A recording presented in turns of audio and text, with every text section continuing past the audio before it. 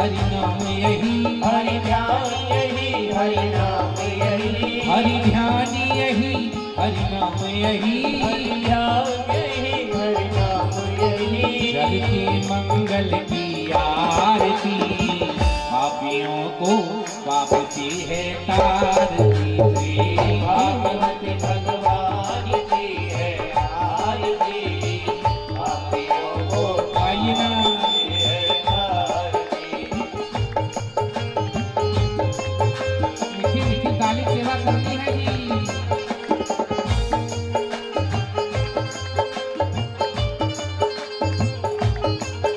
ये शांति गीत पावन पुनीत, पापों को मिटाने वाला, हरि दर्श कराने वाला। ये शांति गीत पावन पुनीत, पापों को मिटाने वाला, हरि दर्श कराने वाला।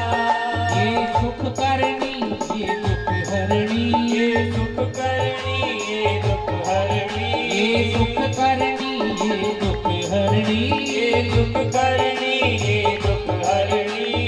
मधुसूदन की आरती, पापियों को पाप से है तारती। श्री भागवत भगवान की है आरती, पापियों को पाप से है आरती। ये मधुर बोल सत्य पंथ खोल, सन्मार्ग बताने वाला, बिगड़ी को बनाने वाला। मधुर बोल सतपथ खोल, सन्मार्ग बताने वाला, बिगड़ी को बनाने वाला। ये मधुर बोल सत्य पंथ खोल, सन्मार्ग बताने वाला, बिगड़ी को बनाने वाला। ये मधुर बोल सतपथ खोल, सन्मार्ग बताने वाला, बिगड़ी को बनाने वाला। श्री राम यही, घनश्याम यही, श्री राम यही, घनश्याम यही, राजा राम यही, गोपाल यही, राजा राम यही, गोपाल यही। सबकी महिमा की आरती, पापियों को पाप से है तारती। श्री भागवत भगवान की है आरती, पापियों को पाप से है तारती। पापियों को पाप से है तारती। पापियों को पाप से है तारती। पापियों को पाप से है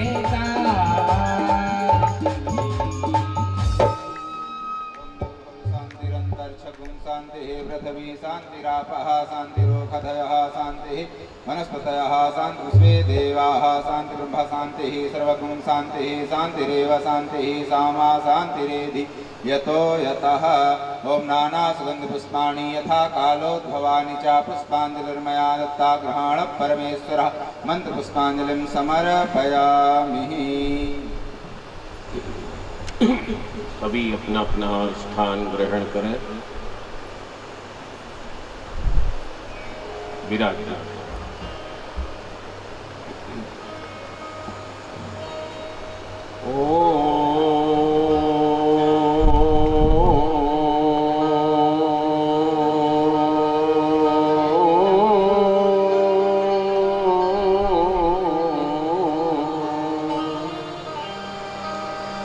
हरि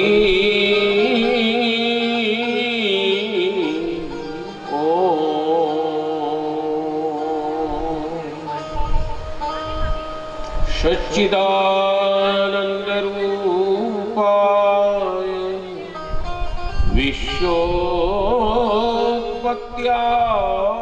विश्वोत्पत्त्यादिहेतवे तापत्रय विनाशाय श्रीकृष्णाय वयं नमः। हेयं सदा परिभवग्नमभीष्टदोषं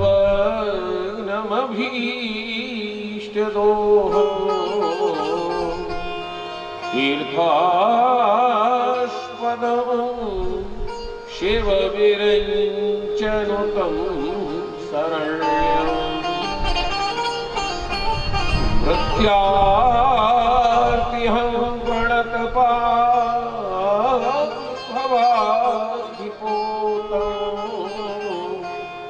वन्दे महापुरुष ते चरणारविन्दम्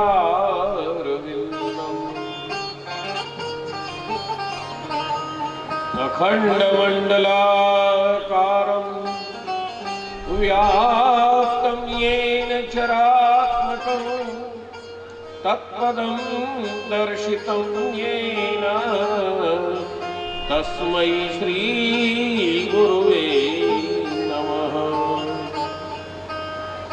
मनोजवं मारुततुल्यवेगं जितेन्द्रियं बुद्धिमतां वरिष्ठं वातात्मजं वानरयूथमुख्यं श्रीरामदूतं शरणं प्रपद्ये। कर्पूरगौरं करुणावतारं संसारसारं भुजगेन्द्रहारं सदा वसन्तं हृदयारविन्दे भवं भवामि शहितं नमामि। यं प्रव्रजन्तमनुपेतमपेतकृत्यं द्वैपायनो विरहकातरुवानुभाव पुत्रेति तन्मयतया सर्वोऽभिनेदो तं सर्वभूतहृदयं मुनिमानतोऽस्मि। कृष्णाय वासुदेवाय हरये परमात्मने प्रणतः क्लेशनाशाय गोविन्दाय नमो नमः।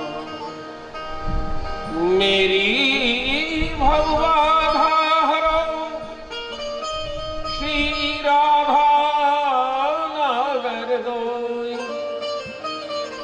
जापन की छाई परे श्याम हरित द्युत होय। शीश मुकुट कटिका कर मुरली वनमान यह बानक मोमन बसो सदा विहारी लाल। श्री राधा मेरी स्वामिनी मैं राधे को दास जन्म जन्म मोहि दीजियो श्री वृंदावन को वास। वृंदावन धाम को वास भलो जहाँ पास बहे यमुना पटरानी। जो जन नहाय के ध्यान धरे वैकुंठ मिले तिनको राजधानी। वेद पुराण बखान करे और संत मुनि तिनके मनमानी। यमुना यमदूतन तारक है अवतारक है श्री राधिका रानी। राधे राधे गोविंद गोविंद राधे राधे राधे गोविंद गोविंद राधे गोविंद गोविंद राधे जय राधे राधे गोविंद गोविंद राधे राधे गोपाल राधे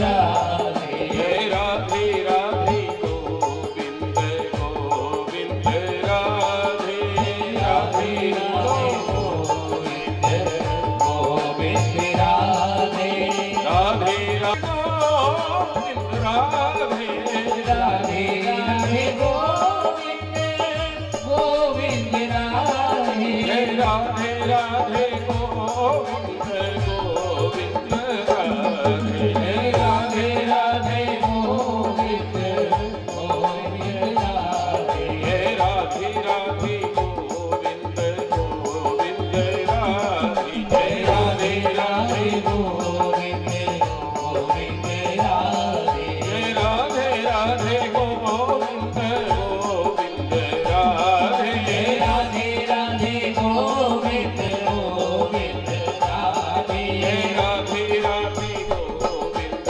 गोविंद जय राधे राधे राधे गोविंद गोविंद राधे जय जय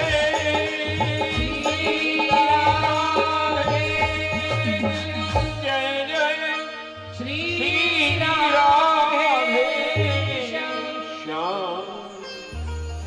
बोलिए युगल सरकार श्री सीताराम जी महाराज की वृंदावन वाके बिहारी लाल की जय श्री नारायण भगवान की जय श्री सुखदेव भगवान की जय गोस्वामी तुलसीदास जी महाराज की जय गौरी शंकर भगवान की जय गंगा मैया की जय श्री सरस्वती माता की जय अपने अपने पूज्य सद्गुरुदेव भगवान की जय सब संत हरि भक्तन की जय राधे राधे गोविंद जय श्री राधे।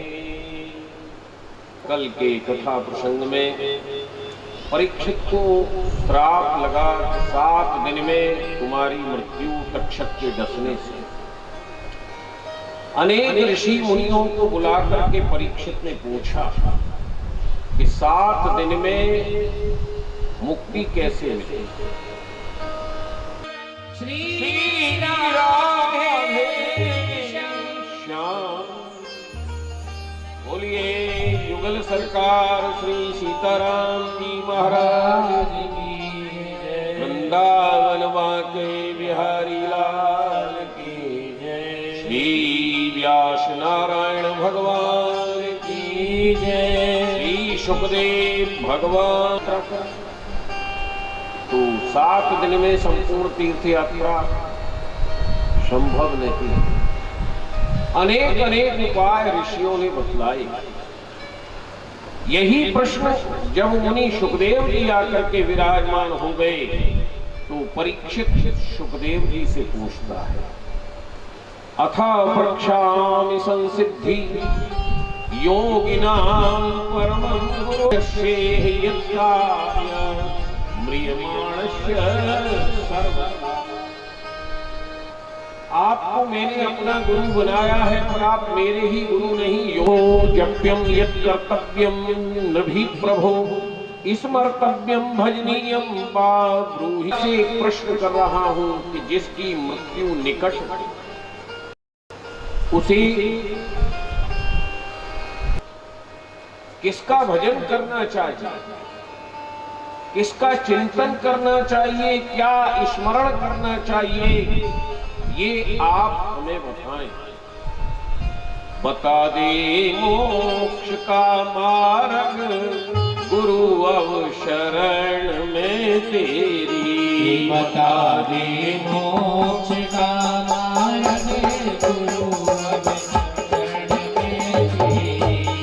बता दे मोक्ष का मार्ग गुरु अब शरण में तेरी। बता दे मोक्ष का मार्ग गुरु अब शरण में तेरी। कोई मूर्ति के पूजन को बतावे हो करने को। कोई मूर्ति के पूजन को बतावे होम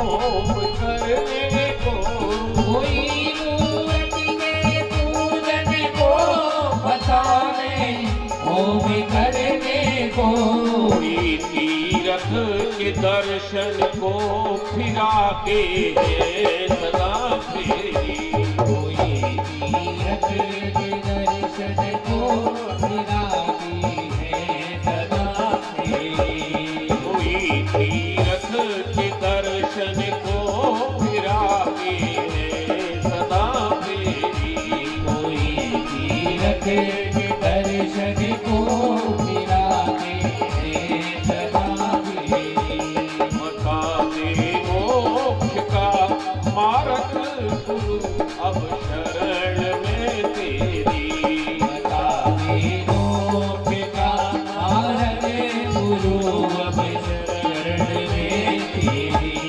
किताबें धर्म चर्चा की हजारों बाँच कर देखी, किताबें धर्म चर्चा की हजारों पाठ कर, किताबें धर्म चर्चा की हजारों बाँच कर देखी, किताबें धर्म चर्चा की हजारों पाठ कर देखी, मिटा संशय नहीं मन का, मिटा संशय नहीं मन का, ये बुद्धि तुमने है घेरी, का संशय नहीं मन का, ये बोधी श्रम में है तेरी, मिटा संशय नहीं मन का, ये बुद्धि तुमने है घेरी, बतावे मोक्ष का मार्ग गुरु अब शरण में तेरी, बतावे मोक्ष का मार्ग गुरु अब शरण में तेरी, बतावे मोक्ष का मार्ग गुरु अब शरण में तेरी।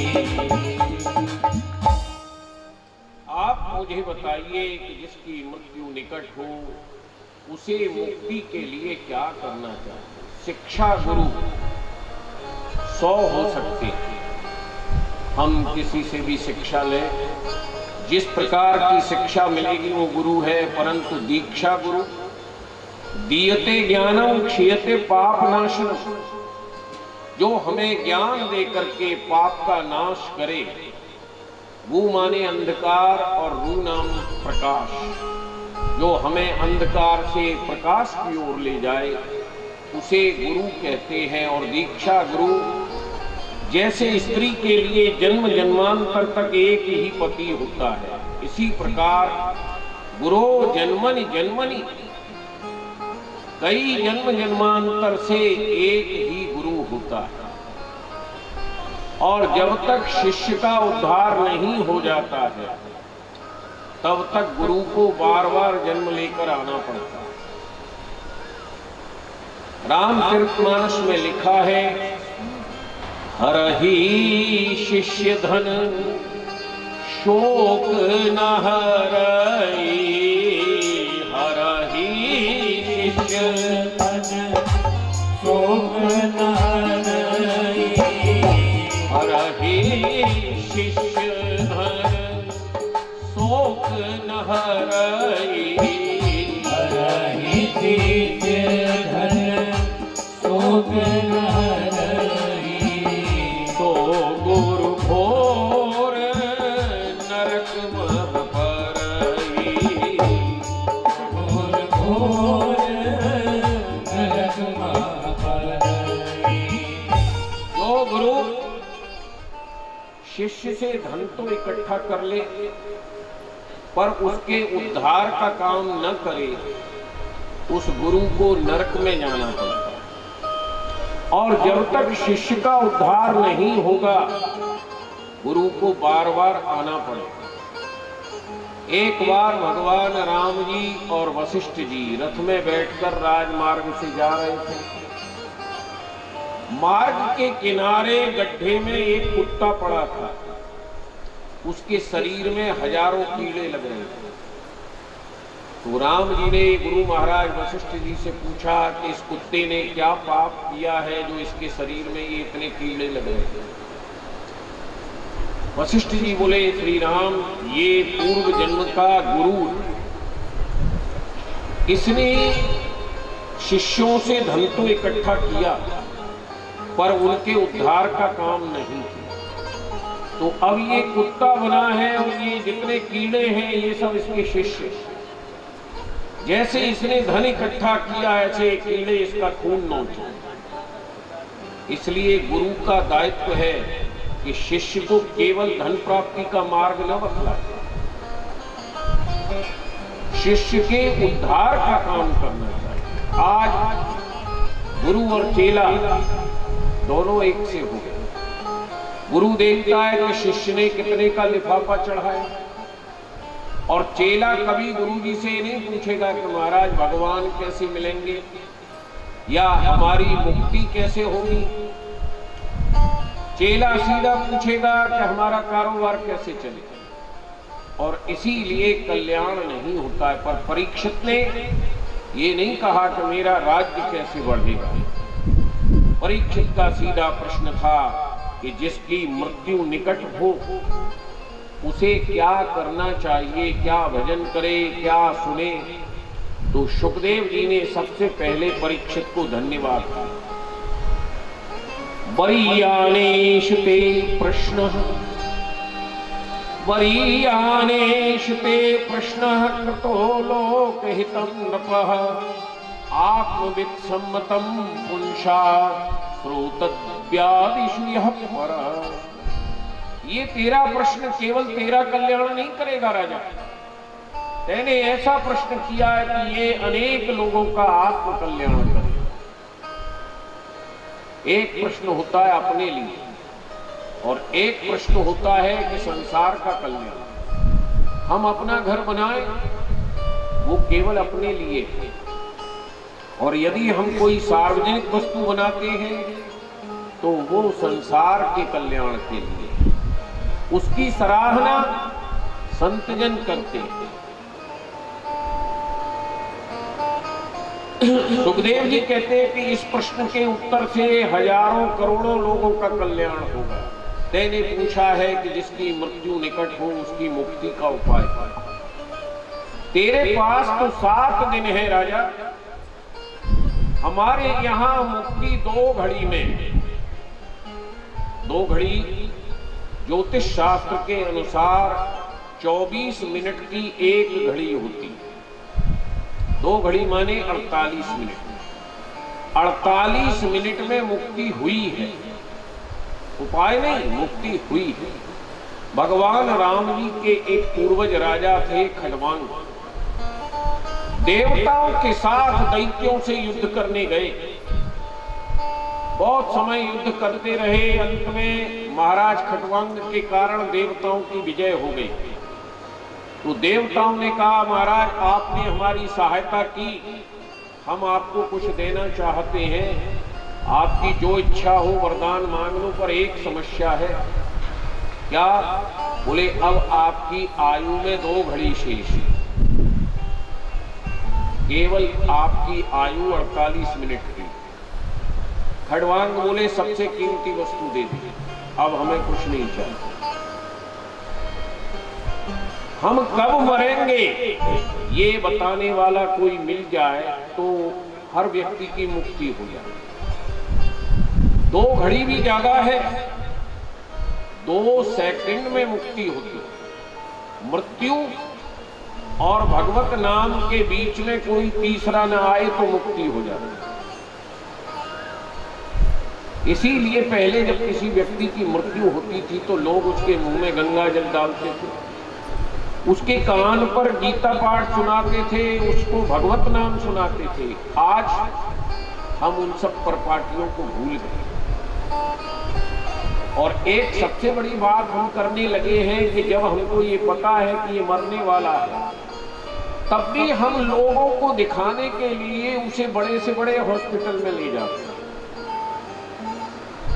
जब ये पता लग जाए कि इसकी मृत्यु होने वाली है तो उसे भटकाओ मत, उसे ब्रज रज में गोबर में लिटा करके उसके मुंह में तुलसी डालो, गंगा जल डालो। लेकिन हम लोगों को दिखाने के लिए कि लोग कहेंगे इसने इलाज नहीं कराया, उपचार नहीं कराया, उस डर से मृत्यु की अवस्था के समय भी हम उसे हॉस्पिटलों में लेकर ढूंढते हैं। ऐसा नहीं होना चाहिए। फिर उसके पास बैठ के संसारी चर्चा करते हैं। हमसे भी ज्यादा जिम्मेदारी हमारे पीछे वालों की है मुक्ति के लिए। कि जब किसी व्यक्ति की मृत्यु आए तो उसके बच्चों को चाहिए कि वो उसे अस्पतालों में लेके न डोले, उसके मुंह में तुलसी डालें, गंगा जल डालें, उसके कान पर भगवत नाम संकीर्तन। तो मुक्ति 2 क्षण में होती है, मृत्यु और नाम के बीच में कोई नहीं आना चाहिए। बोले राजर्षि खटवांग ने देवताओं से कहा कुछ नहीं चाहिए, जाओ। और खटवांग आसन लगा के बैठ गए। पहले मन को भगवान में लगाया, षड चक्र का भेदन किया, प्राणवायु को मस्तक में लाए और ब्रह्मरंध्र का भेदन करके 2 क्षण में 2 घड़ी में मुक्त हो गए। इसलिए राजन, हम तुझे भागवत पुराण की कथा सुनाएंगे। 7 दिन में तेरी मुक्ति हो जाएगी, क्योंकि परीक्षित ने न जल पिया 7 दिन तक, न परीक्षित ने भोजन किया न सोया। और ऐसे ही वक्ता सुखदेव जी थे कि 7 दिन तक सुखदेव जी ने भी विश्राम नहीं किया, निरंतर भगवत कथा सुनाते रहे। परीक्षित सुनता रहा। संसार की कोई चर्चा ही सामने नहीं है, क्योंकि एक कहावत है, अंतमति सो गति। जैसी मति होगी वैसी गति। और ये याद रखिए कि हमारे पास वाले व्यक्ति भी हमारी सहायता इस कार्य में कर सकते, परंतु इसका अभ्यास पहले से करो कि हमारी मति मरते समय संसार में न लगे, भगवत नाम में लगे। एक व्यक्ति था, बहुत धन कमाया, पर कभी दान नहीं किया, कभी कोई परमार्थ नहीं किया। मरते समय गले में कफ अटक गया, हाथ पैर पर शिथिल हो गए, केवल उठ के उंगली से दरवाजे की ओर इशारा करे। लड़कों ने कहा पिताजी ने धन तो बहुत कमाया है, किसी को दिया नहीं है, लगता है कहीं गाड़ दिया है, बतलाना चाहते हैं पर बोल नहीं पा। जा करके वैद्य जी को लाए। बोले वैद्य जी ये कुछ संकेत कर रहे हैं, बोल नहीं पा रहे हैं। वैद्य जी बोले अब ये जाने वाले हैं। लड़के बोले ये तो हम भी जानते हैं, ये जाने वाले हैं, पर एक बार ये बोल देंगे। बोले बोल देंगे। एक भस्म हम देंगे, उस जमाने में 10,000 रुपया की एक पुड़िया। बोले कोई बात नहीं, धन मिल गया तो सब मिल जाएगा। अब वैद्य जी ने उन्हें कीमती भस्म दी। जैसे ही भस्म अंदर गई, बुढ़ा उठा और बोले मूर्खों, गाय झाड़ू को खा रही है, कोई नहीं देखा। अब जिसका मन मरते समय झाड़ू में है, उसके लिए क्या विमान आएगा? और समाप्त हो गया। इसलिए अंतमति सुगति। सुखदेव जी कहते हैं कि मरते समय, रामचरितमानस भी कहती है कि जीवन में कभी भजन मत करो, पर मरते समय भगवत नाम, भगवत चिंतन होना चाहिए। लोग कहते हैं भजन में मन कैसे लगे, क्योंकि जब माला लेके बैठो तब मन इधर उधर भागता है। उसका उपाय बतलाया सुखदेव जी ने कि भजन में मन लगाना है तो इन उपायों को करो। सबसे पहले जितासनो जितश्वासो, एक आसन से बैठना सीखो। जितने बार हिलोगे उतने बार मन हिले। जब माला ली तो एक आसन से बैठ जाओ, स्थिर हो गए। जितासनो जितश्वासो, जल्दी जल्दी श्वास मत लो, श्वास को रोको। श्वास श्वास पर राम जप, वृथा श्वास मत खोए, ना जाने इस श्वास का आना हो न हो। ये गिन करके मिली। जो व्यक्ति ज्यादा बोलता है उसकी आयु घट जाती है, क्योंकि जल्दी जल्दी श्वास लेता है। इसलिए ज्यादा बोलना है तो भगवत नाम बोलो, आयु बढ़ जाएगी। जो ज्यादा भागता है उसकी श्वास ज्यादा चलती है, उसकी आयु घट जाएगी। इसलिए श्वास को रोकिए। जितासनो जित श्वासो जित संगो। हमने कल कहा था ना कि सत्संग का असर देर से होगा पर कुसंग का असर जल्दी हो जाएगा। इसलिए अच्छे साथ करो, तब भजन में मन लगेगा। जब आप 10 माला फेरने वालों के बीच में बैठोगे तो आपका मन भी होगा हम भी माला है। और यदि आप दारू पीने वालों के बीच पहुंच जाओ तो न पीते होगे तब भी पीना सीख जाओ। संगत का बहुत बड़ा प्रभाव आता है, इसलिए सदैव अच्छी संगत बैठो। जितासनो जित श्वासो जित संगो जितेंद्रिय। फिर इंद्रियों को जीतो। यदि हमारा पिक्चर देखने का मन हो रहा है तो उस समय हमें भगवान के मंदिर में जाकर के भगवान की मूर्ति देखनी चाहिए। हमारा यदि फिल्मी गाने सुनने का मन हो रहा है तो भगवान की कीर्तन की कैसेट लगाओ। रसगुल्ला खाने का मन हो रहा है तो 3 दिन की बासी रोटी खाओ, पर वो रोटी रसगुल्ले से ज्यादा अच्छी लगेगी कब?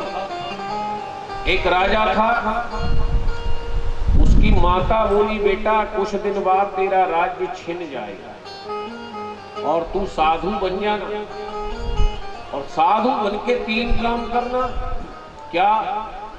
बोले हलवा रबड़ी से कम भोजन मत करना। अरे मैया, जब मैं साधु बन के भीख मांगूंगा तो हलवा रबड़ी कौन देगा? बोले पहले पूरी बात सुन। हलवा रबड़ी से कम भोजन मत करना, और मखमल के गद्दे से कम पर सोना नहीं। बोले साधु बनने के बाद मखमल का गद्दा, लोग क्या कहेंगे? बोले पहले पूरी बात सुन। और सदैव किले में रहना। बोले जब राज्य छिन जाएगा तो किला कहां से आएगा? बोले अब सुन, साधु बन जाए तो जिस आश्रम में जाए उस आश्रम में कस की मेहनत करना, और कोई काम नहीं मिलेगा तो 2 काम मिल जाएंगे, एक झाड़ू लगाने का, सोहनी का, और एक संतों के बर्तन मांजने। ये हर जगह तुझे काम मिल जाएगा। कस करके काम करना और फिर खूब भजन करना, और जब थक करके तुझे भूख लगेगी तो 3 दिन की बासी रोटी हलवा रबड़ी से ज्यादा आपको स्वाद देगी। और उसके बाद जब थक करके तू पत्थर की शिला पर हाथ का तकिया लगा के सोएगा तो मखमल के गद्दे से ज्यादा नींद आएगी। और कभी अकेला मत रहना, अपने से बड़े साधुओं के बीच में रहना। ज्यादातर गड़बड़ी वो साधु करते हैं जो अकेले रहते हैं, और जो अपने से ज्यादा बड़ी उम्र के साधुओं के साथ रहते हैं, 10-5 लोगों के बीच में रहते हैं, वो कभी गलत काम नहीं करते। ये आश्रम क्यों बने? साधुओं के रहने के लिए नहीं बने थे आश्रम, या यात्रियों के जाने के लिए आश्रम नहीं बने थे। साधु तो पेड़ के नीचे रहते थे। ये आश्रम बने थे कि बड़े साधुओं के साथ नया साधु साधना सीख सके। यात्रियों के जाने के लिए धर्मशालाएं थी, आश्रम नहीं थे। आश्रम था केवल कि हमसे अनुभवी साधुओं के साथ हम रहें और भजन करना सीखें। तो भजन करने के लिए आसन को जीतो, श्वास को जीतो, अच्छा संग करो, और इन इंद्रियों को जीतो। ये इंद्री चंचल है, ये बार बार भागती हैं, इनको कंट्रोल करो।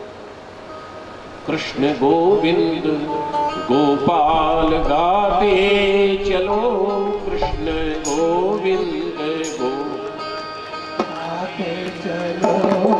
अपने रथ को सुमारग चलाते चलो, अपने रथ को सुमारग चलाते चलो।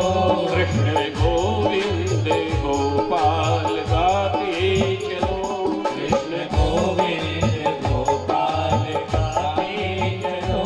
मन को विषयों के पथ से हटाते चलो, मन को विषयों के पथ से हटाते चलो। देखना इंद्रियों के न घोड़े बढ़े, देखना इंद्रियों के न घोड़े बढ़े। देखना इंद्रियों के न घोड़े बढ़े, देखना इंद्रियों के न घोड़े बढ़े। उन पे हरदम ये संयम के कोड़े पड़े, उन पे हरदम ये संयम के कोड़े पड़े। अपने रथ को सुमारग चलाते चलो, अपने रथ को सुमारग चलाते चलो। कृष्ण गोविंद गोपाल गाते चलो, कृष्ण गोविंद गोपाल गाते चलो। काम करते चलो नाम जपते चलो, काम करते चलो नाम जपते चलो। काम करते चलो नाम जपते चलो, काम करते चलो नाम जपते चलो। हर समय कृष्ण का ध्यान धरते चलो, हर समय कृष्ण का ध्यान करते चलो। काम की वासना को मिटाते चलो, काम की वासना को आते चलो। कृष्ण गोविंद गोपाल गाते चलो, कृष्ण गोविंद गोपाल गाते चलो। याद आएगी उनको कभी न कभी, याद आएगी उनको कभी ना कभी। याद आएगी उनको कभी न कभी, याद आएगी उनको कभी ना कभी।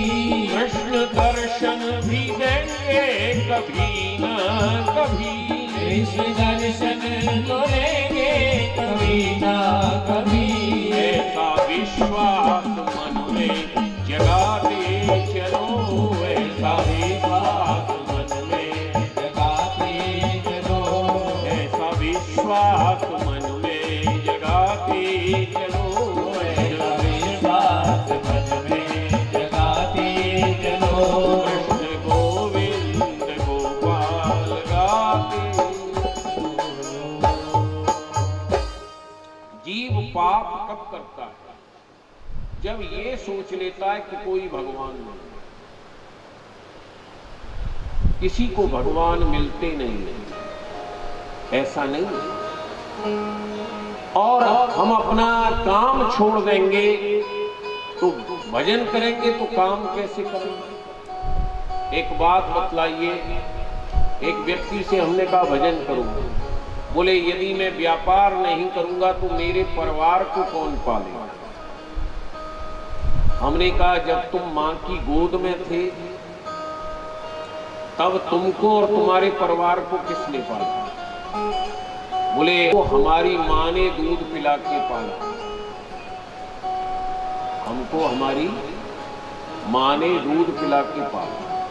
अब बहुत से लोगों की मां आज भी है और वो बड़े हो गए, वो मां दूध पिला सकती है? क्यों? क्योंकि मां दूध पिलाने वाली नहीं है। मां के स्तन में आज दूध ही नहीं है। जिस समय आपको दूध की जरूरत थी उस समय उस परमात्मा ने मां के स्तन में दूध डाला। तो दूध पिलाने वाली मां है या वो परमात्मा? जिस व्यापार में आप करोड़ों का लाभ कर रहे हो उसमें हानि क्यों हुई? जब करने वाले आप, चलाने वाले आप, तो जिस व्यापार से आपने लाभ कमाया उसमें हानि क्यों? क्योंकि न आप करने वाले हो, न लाभ कमाने वाले हो, और न ही आपके वश में हानि है। प्रकृते क्रियमाणानि गुणे कर्माण सर्वश अहंकार विमूढ़ात्मा करता हमित मन्यते। सारे कार्य उस परमात्मा की इच्छा से, प्रकृति से होते हैं। हम अपने मन में अभिमान कर लेते हैं कि हम करने वाले, हम केवल उसकी प्रेरणा से चलने वाले हैं, करने वाले नहीं हैं। 6 वस्तु हमारे हाथ में नहीं है। हानि लाभ, जीवन मरण, यश और अपयश। एक व्यक्ति ने सोचा कि मैं 10,000 लोगों को रोज भंडारा करूं, मेरा यश हो जाएगा। अब उसने 10,000 लोगों को भंडारे के लिए बुलाया। उसकी प्रशंसा होनी थी, भाई 10,000 लोगों को खिला रहा है, परंतु सारे लोगों को भोजन करने के बाद स्वास्थ्य बिगड़ गया। सबने निंदा कर दी, अरे कैसा भोजन दिया, सब बीमार हो गए। तो कहां रहा यश उसके हाथ में? न हानि हाथ में है, न लाभ हाथ में। इसलिए यत्करोषि यदश्नासि यज्ञहोष तदासि तस्य पश्यैष कौन्तेय तत्पुरुष मदर्पणम्। जो कुछ भी देख रहे हो, जो कुछ भी कर रहे हो, उस परमात्मा के अर्पण कर दो और सोचो वही करने वाला है। तो हमने आपको बतलाया भजन में मन लगाना है तो पहले एक आसन से बैठो, श्वास को रोको, अच्छी संगत बैठो और इन इंद्रियों को वश में करो। और पहले ही बाल गोपाल हृदय में नहीं आए, पहले भगवान के कौन से रूप का दर्शन करना है? जितासनो जितश्वासो जित संगो जितेन्द्रिय स्थूले भगवते रूपे। ये पूरा संसार भगवान का रूप है। कैसे? पातालमेतस्य हि पादमूलम् पठन्ति पार्ष्णी प्रपदे रसातलम् महातलम् विश्वसृजोऽथ गुल्फो तलातलम् वै पुरुषस्य जंघे। पाताल भगवान के पैर हैं, ब्रह्मलोक मस्तक है, सूर्य चंद्र आंख है, अग्नि मुख है, बाहु दिक्पाल है। ये संसार की जितनी भी नदियां हैं, ये भगवान की नसों का जाल है। ये जितने भी पर्वत हैं, ये भगवान की हड्डी है। अस्थि शैल सरता नश जारा। अब एक बात हम आप सबसे पूछते हैं आज कि ये मनुष्य शरीर किन किन धातुओं से बनता है, किन तत्वों से बनता है? 5 तत्व। क्षितिजल पावक गगन समीरा, पंच रचित ये अघम शरीरा। क्षितिजल पावक गगन समीरा, पंच रचित अघम शरीरा। 5 तत्वों के द्वारा ये मनुष्य शरीर या कोई भी शरीर बनता है। कौन कौन से तत्व है? क्षेत्र, पृथ्वी, अग्नि, जल, वायु और आकाश। ये 5 तत्वों से शरीर बनता है। और ये 5 तत्व आते कहां से? भगवान। कितने अक्षर है ब्रह्मा जी? भगवान शब्द में 5 हैं। तो भा से भूमि, गा से गगन, वा से वायु, आ मात्रा से अग्नि और ना से नीर। ये 5 तत्व भगवान में से निकले हैं जिनसे हम बनते हैं। अब यदि हम भगवान को नष्ट करें तो बच सकते हैं, लेकिन हम भगवान को नष्ट कर रहे हैं। ये जितने भी संसार में वृक्ष हैं, ये भगवान के रोम हैं। किसी व्यक्ति की नाक खुली रखो और उसके शरीर के सारे रोम काट के उसमें गोलतार लगा दो, 2 घंटे में मर जाएगा। शरीर में 3 नली प्रधान होती हैं, नाड़ी, कफ, पित्त और वायु। यदि इनमें इंफेक्शन हो तो रोग शुरू हो जाता है। कफ की नली में इंफेक्शन हो, टीबी होगी, दमा होगी, श्वास होगी। वायु की नली में इंफेक्शन होगा, विकृति आएगी तो हार्ड बनेगा। और पित्त की नली में यदि विकृति आएगी तो हमारे हृदय में जलन होगी, पित्त रोग होगा, आंख खराब होगी। और भगवान की भी 3 नाड़ी है, गंगा, यमुना। हम क्या कर रहे हैं? भगवान की रक्तवाहिनी नाड़ियों में गंगा भगवान की हार्ट नली है। अब यदि गंगा प्रदूषित हो जाएगी तो भगवान प्रभावित होंगे, नहीं होंगे?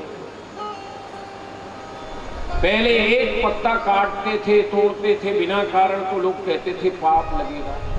अब हम पहले एक पत्ता काटते थे, तोड़ते थे बिना कारण तो लोग कहते थे पाप लगेगा। अब हम जंगल के जंगल काट रहे हैं, बिना कारण काट रहे हैं। तो इसलिए याद रखिए कि ये प्रकृति यदि रहेगी तो भगवान रहेंगे, और भगवान रहेंगे तो हम रहेंगे। इसलिए बाल गोपाल का चिंतन पीछे करो, पहले भगवान का जो ये विश्व रूप है इसका चिंतन करो। संसार में जितनी बड़ी पृथ्वी है उससे 10 गुना चारों ओर जल है, और जल के चारों ओर 10 गुनी वायु है, और वायु से 10 गुना चारों ओर अग्नि है, और अग्नि से 10 गुना आकाश, और आकाश से भी 10 गुना बड़ा महतत्व है, और महतत्व से भी 10 गुना बड़ा अहंकार है, और अहंकार से भी 10 गुनी बड़ी प्रकृति है, और उससे 10 गुना बड़ा भगवान के पैर का एक अंगूठा है। अब इतने बड़े भगवान को हम अपनी छोटी सी आंखों से देखना चाहते हैं। लोग कहते हैं भगवान सामने आ जा, वो सामने है। जब एक बड़े पहाड़ को तो हम देख नहीं पाते, और इतने बड़े भगवान को कैसे देखेंगे इन आंखों से? इसके लिए क्या चाहिए? दिव्य चक्षु। अर्जुन को भगवान कृष्ण ने दिव्य चक्षु दिए, तब अर्जुन ने भगवान का विराट रूप देख पाया। और ये दिव्य चक्षु भगवान भी नहीं दे सकते, केवल गुरु दे सकते। अर्जुन को भी श्री कृष्ण ने दिव्य चक्षु कब दिए? जब अर्जुन ने स्वीकार कर लिया, शिष्यस्ते हम साधुमां प्रपन्ना, हे कृष्ण मैं तुम्हारा शिष्य हूं। तो भगवान कहते हैं मैं तुझे विराट रूप दिखलाता हूं, पर इन नेत्रों से नहीं देख सकता है। नतमां शक्य से दृष्टुम मने नैव चक्षुषा दिव्यम ददामि ते चक्षु पश्य में योग। हम तुझे दिव्य चक्षु प्रदान करते हैं। एक बात बताओ, लोग कहते हैं भगवान दिखते नहीं, तो हमें आप बतलाइए कि किसी व्यक्ति की आंख में मोतियाबिंद हो जाए तो क्या करता है? चश्मा लगाता है, और उस चश्मा पर जब काजल पोत दो तो आपके चश्माओं पर काजल लगा दिया जाए, फिर कुछ दिखेगा? हमने भी यही किया है कि हमारा जो चश्मा है उस पर संसार के विषय रूपी काजल को पोत लो। काई विषय मुकुर मन लागी, काई विषय मुकुर मन लागी, काई विषय मन लागी। हमने विषय रूपी काजल अपनी आंख पर, अपने दर्पण पर पोत लिया, और इसका परिणाम क्या हुआ? कि मुकुर मलिन और नयन विहीना, मुकुर मलिन और नयन विहीना, राम रूप देखहि के मदीना, राम रूप देखहि के मदीना। जब हमारा ये दर्पण काजल से ढक गया, आंखों में रोग आ गया, तो सामने खड़ा भगवान नहीं थी। अब इस रोग को दूर करने का उपाय, आजकल तो मशीनों से ऑपरेशन करते हैं। पहले जब आंख में रोग होता था तो लोग सुरमा लगाते थे। क्या लगाते थे? सुरमा। तो एक सुरमा आप भी लगाइए, हम भी लगाएं तो भगवान दिख जाए। कौन सा सुरमा है? गुरुपद रज, गुरुपद रज मृदु मंजुल अंजन, गुरुपद रज मंजुल अंजन, नयन अमीय द्रग दोष विभंजन, नयन अमीय द्रग दोष विभंजन। हे गुरुपद नखमणि गण ज्योति, गुरुपद नखमणि गण ज्योति, सुमिरत दिव्य दृष्ट ही होती, सुमिरत दिव्य दृष्टि ही होती, श्री गुरुपद। हमारे जो सदगुरु हैं उनके चरणों की रज को आंखों से लगाओ और उनके पैर के अंगूठे की नाखून की ज्योति को हृदय में धारण करो, तो दिव्य दृष्टि होकर के परमात्मा दिखने लगे। तो ये हमने उपाय बतलाया भजन में मन लगाने का। अब सुखदेव जी परीक्षित से कहते हैं, परीक्षित सुनो, जो कथा मैत्रेय जी ने विदुर जी को सुनाई, वो कथा हम आपको सुनाते हैं कि जब कौरवों ने युद्ध क्रीड़ा में पांडवों का राज्य छीन लिया छल से, पांडव 12 वर्ष के लिए वन वन भटकते रहे। 12 वर्ष के बाद 13वां वर्ष अज्ञातवास का पांडवों ने विराट राज के यहाँ भेष बदल के युधिष्ठिर कंक बने, चौपर खिलाने वाले। नपुंसक बन के विराट की पुत्री को नृत्य सिखाते और नकुल और सहदेव गौ पालक और अश्वपालक बन के गाय और घोड़ों की सेवा करते थे। और साम्राज्ञी की द्रौपदी विराट महाराज की पत्नी की चोटी करने वाली सैरंधी बनी। इस प्रकार से 1 वर्ष काटा। 13 वर्ष पूर्ण होने के बाद नियम था कि पांडवों का राज्य पांडवों को दिया जाए, परंतु दुर्योधन ने कहा मैं राज्य नहीं दूंगा। तो भगवान ने युधिष्ठिर से कहा, युधिष्ठिर हम एक बार दुर्योधन को समझाने के लिए तुम्हारे दूत बन के जाएंगे। युधिष्ठिर हिल गए, बोले आप संसार के मालिक, हमारे दूत बनो, हमको ऐसा राज्य नहीं चाहिए। नहीं है लोक से मतलब नहीं, पर लोक चाहिए हमें। तो कृष्ण प्यारे तेरा मुखलोक चाहिए। तुम्हारे रोम भी टूटे, ये दुख में सह नहीं सकता, तुम्हें उन नर पिशाचों में जाने को कह नहीं सकता। मैं नहीं चाहता हूं कि तुम दुर्योधन के यहां जाओ और वो आपका अपमान करे। बोले नहीं, जब भक्त मुझे याद करता है तो भक्तों का कार्य करना मेरी प्रतिज्ञा है। मैं एक बार दुर्योधन को समझाने जाऊंगा। बतलाओ, यदि सुलह हो तो कहां तक? आधा राज्य न मिले तो? युधिष्ठिर कहते हैं 5 गांव, केवल 5 गांव हम 5 भाइयों को दे दे, हम युद्ध नहीं। भगवान भीमसेन से पूछते हैं, बोलो तुम्हारा क्या विचार है? भीमसेन कहता है दुर्योधन माने न माने, सुलह हो न हो, मैंने प्रतिज्ञा की है दुर्योधन की जांग तोड़ने की। दुशासन का रक्त पीने और 100 कौरवों के संहारने की। आपको याद रखना है मेरी प्रतिज्ञा। भगवान बोले हाँ ये युद्ध चाहता। अर्जुन से पूछा आप क्या चाहते? बोले महाराज हमारी तो कोई चाह ही नहीं। और सबसे बड़ी भावना अर्जुन की थी, इसीलिए उसका रथ चला है।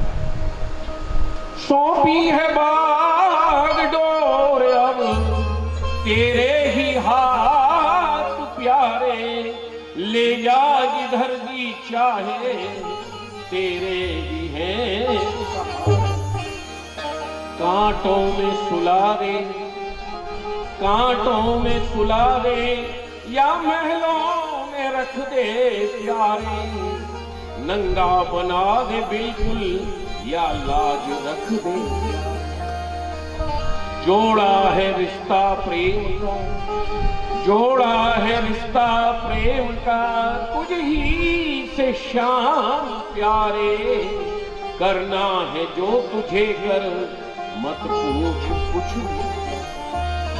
हमारे लिए आपको जो करना है वो करिए, आप जो भी करेंगे वो हमारा हित ही होगा, और यही विश्वास होना चाहिए। भगवान कहते हैं जो मेरे आश्रित हो जाता है योगक्षेम बहाम्य हूं, उसका योग और क्षेम मैं बहन। राम जी कहते हैं कि काम क्रोध लोभ रूपी शत्रु सबके पास जाते हैं। ज्ञानी को अपने बल का अभिमान होता है कि मैं ज्ञानवान हूं, मैं ज्ञान से काम को जीत लूंगा, मैं ज्ञान से क्रोध को जीत लूंगा।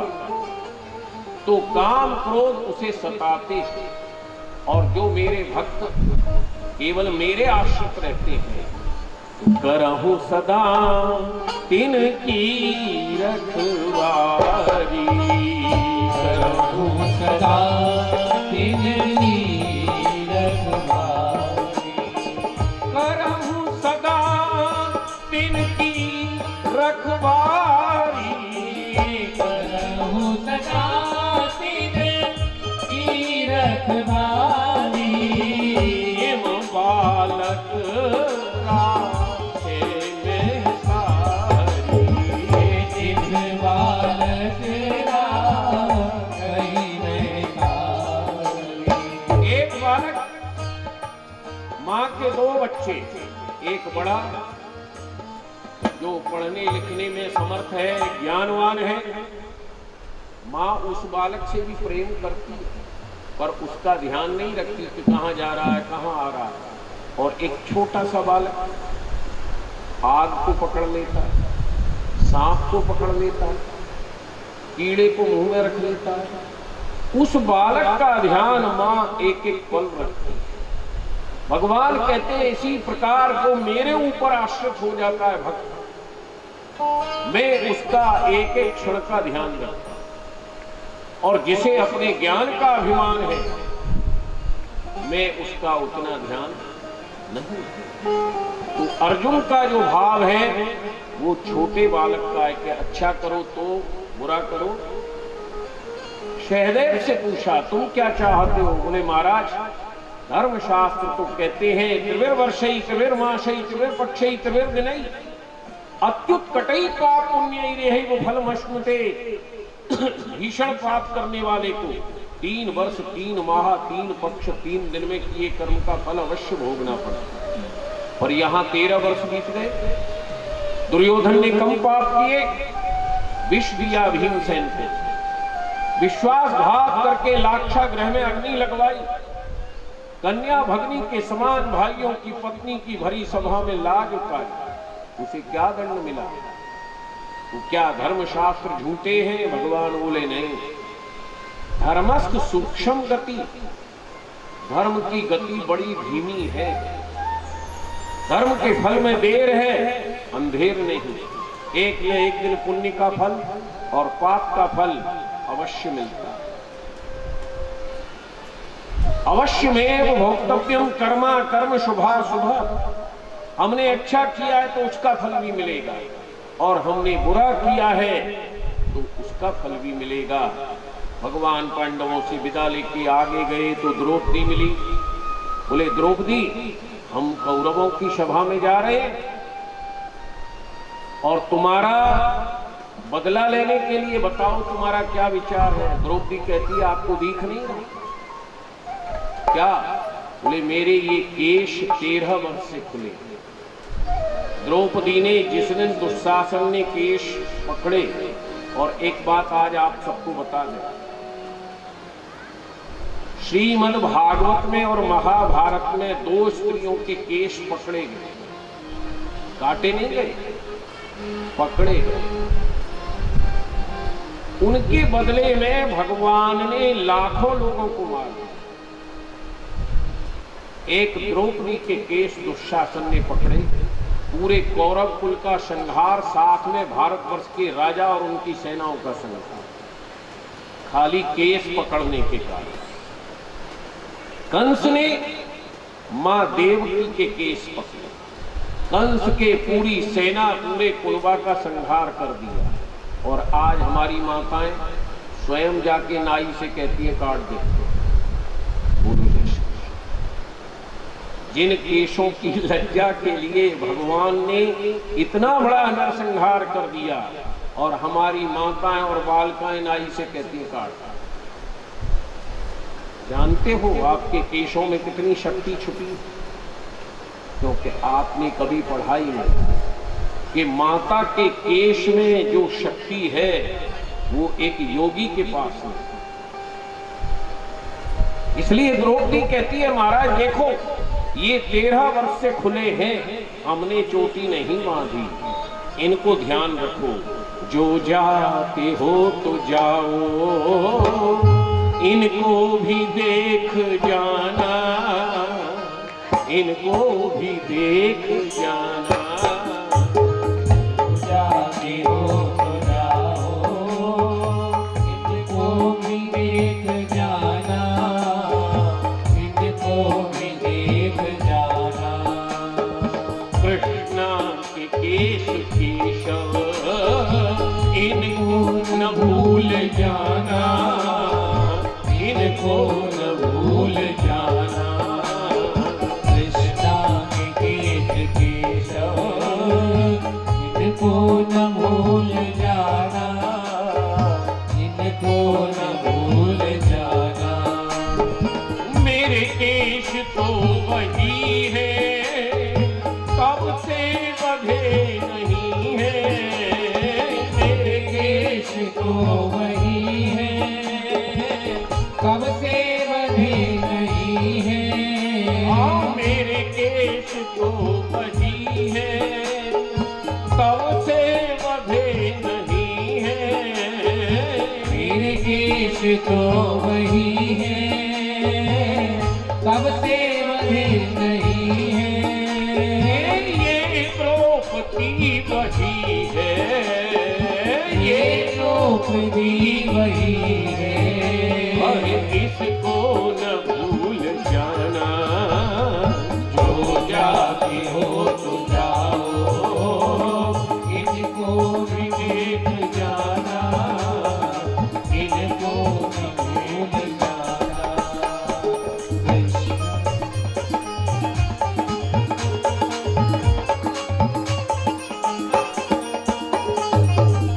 हाथ दुष्टासन के, वह जाग दुर्योधन की। हाथ दुशासन के, वह जाग दुर्योधन की। वह हाथ दुशासन के, वह जाग दुर्योधन की। वह हाथ दुशासन के, वह जाग दुर्योधन की।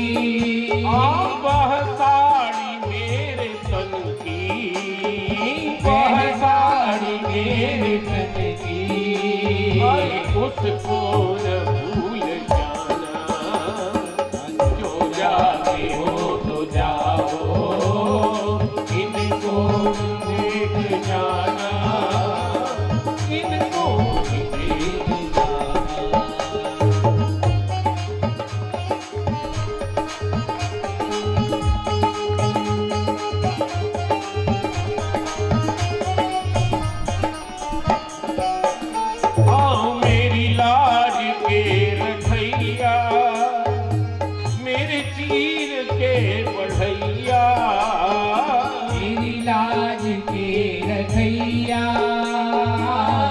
मेरे तीर के बढ़ैया, मेरी लाज के रखैया, मेरे चीर के बढ़ैया, मेरी लाज के रखैया, मेरे तीर के बढ़ैया, तुम भी वही कन्हैया, तुम भी वही कन्हैया, मत प्रेम भूल जाना, जो जाते हो तो जाओ, इनको भी देख जाना, इनको भी देख जाना, कृष्णा के देश केशव, इनको न भूल जाना, इनको न भूल जाना,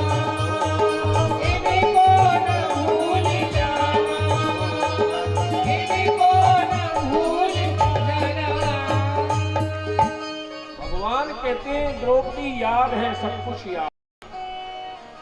जब मैंने साड़ी को छोड़कर हाथ उठा के मेरा नाम लिया था तो मैंने साड़ी अवतार ले ली, पर इसमें मेरी भूल नहीं है। जब दुशासन ने तेरे केस पकड़े तब भी मैं तेरे पास खड़ा था। जब दुशासन तुझे घसीटता हुआ राज दरबार में लाया तब भी मैं वहीं था, परंतु तेने मेरा नाम नहीं लिया। पहले तेने उस अंधे धृतराष्ट्र को देखा जो बाहर से भी अंधा था और भीतर से भी अंधा। उसके बाद भीष्म पितामह को देखा जो अपनी प्रतिज्ञा से बंधे हुए थे। द्रोणाचार्य को देखा जो दुर्योधन के नमक से बंधे थे। फिर तेने अपने पांचों पतियों को देखा जो कि तुझे जीत क्रीड़ा में हार चुके थे, स्वयं दास बन गए थे। जब किसी ने तेरी सहायता नहीं की तब तेने मेरा नाम लिया, हे गोविंद, हे द्वारका। मैंने तेरी साड़ी बढ़ाई पर मुझे रंज है कि मैंने उस हाथ को क्यों नहीं काटा, पर अब समय आ गया। उस समय वो हाथ बच गया पर अब नहीं बचेगा। इसीलिए याद रखो कि जब हम पर विपत्ति आती है तो हम अपने नाते रिश्तेदारों की सोचते हैं, कभी परमात्मा की नहीं सोचते। सुख में दुख में सुमिरण सब करे, सुख में करे न कोई, और जो सुख में सुमिरण करे तो दुख का करने वाला परमात्मा है। द्रौपदी से विदा लेकर भगवान कौरव सभा में गए और दुर्योधन से कहा कि दुर्योधन, बड़ा वो होता है जो थोड़ा देकर ज्यादा की रक्षा। तुम केवल 5 गांव पांडवों को दे दो, मैं वचन देता हूं ये युद्ध नहीं हो। दुर्योधन कहता है, सुई अग्रे न केशव, सुई की नोक के बराबर भूमि नहीं दूंगा, जिसका परिणाम महाभारत। दुर्योधन ये भी कहता है, केशव मैं धर्म भी जानता हूं पर उस पर चलूंगा नहीं। और देखो इसका प्रमाण है, हमारे आगे अगर भगवान आ जाएं तो हम उनमें से बहुत से लोग उन्हें भगवान मानने को तैयार नहीं। उस समय भी पांडवों में युधिष्ठिर कृष्ण को भगवान मानते थे पर भीम अपना छोटा भाई मानता, अर्जुन भगवान मानता था पर दुर्योधन कृष्ण को कालिया मानता था। वही कृष्ण किसी की दृष्टि में भगवान है और किसी की दृष्टि में शत्रु है। ये भगवान की माया है, सामने आकर के भी वही पहचानेगा जिसे वो चाहता, नहीं तो शत्रु मान लेगा, मित्र मान लेगा। मैया यशोदा लाला मानती रही। भगवान सामने है और फिर भी लोगों की भावना में भगवान नहीं है। तो दुर्योधन कहता है, कृष्ण मैं धर्म जानता हूं पर चलूंगा नहीं और अधर्म को छोड़ूंगा नहीं। तो भगवान कहते हैं धर्मो रक्षत रक्षता, जो धर्म की रक्षा करता है धर्म उसकी रक्षा करता है, और जो धर्म की हत्या करता है धर्म उसको मार देता है। क्योंकि धर्म क्या है? धर्म है, सबसे बड़ा धर्म क्या है संसार में बताइए?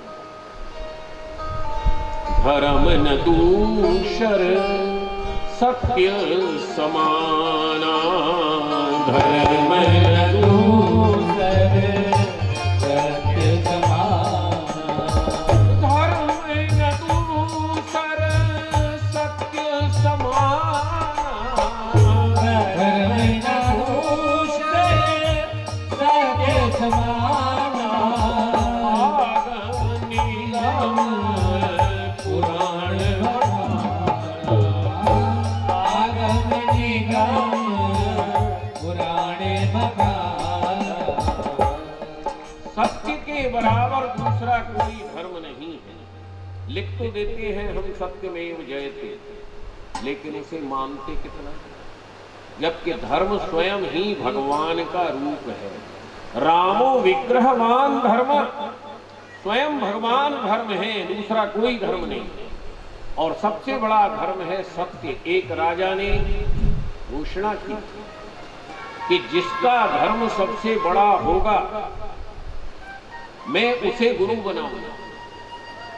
अब बड़े बड़े पंडित विद्वान साधु संत राजा के दरबार में झगड़ने लगे, अपने अपने धर्म को ऊंचा बताएं, दूसरे के धर्म का खंडन करें, उसमें दोष निकालें। एक साधु आया, बोले राजा हमारा धर्म सबसे बड़ा है, पर हम यहाँ भीड़ में नहीं बताएं, हम तुझे सिद्ध कर देंगे कि हमारा धर्म सबसे बड़ा है। बोले कैसे? बोले कल सुबह नदी के उस पार चलना हमारे साथ और हम बताएंगे। और पार जाने के लिए एक सुंदर नौका की व्यवस्था करा। राजा ने मंत्री से कहा एक बड़ी सुंदर नौका की व्यवस्था करो, कल महाराज के साथ नदी के पार जाना है। प्रातःकाल सूर्योदय के समय आ जाइए। संतोष जी इधर आ जाओ और राहुल जी भी।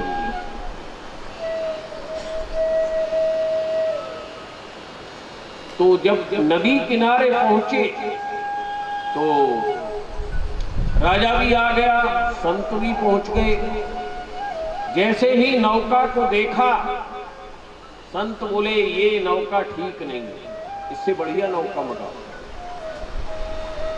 राजा ने कहा महाराज बढ़िया नौका? बोले हाँ बढ़िया से बढ़िया। राजा बोला सोने चांदी से मढ़ के लाओ भाई नौका, महाराज बैठेंगे। सोने चांदी से मढ़कर के नौका आई। फिर संत बोला ये नौका भी ठीक नहीं। फिर बोले और क्या चाहिए? भाई इसमें गलीचा बिछा के ले आओ। फिर नौका आई, बोले ये भी ठीक नहीं है। राजा ने कहा बड़े बड़े गद्दा डाल के ले आओ। ऐसे जब 10-20 नौकाओं को कहा ठीक नहीं, तो राजा को खींच आ गया।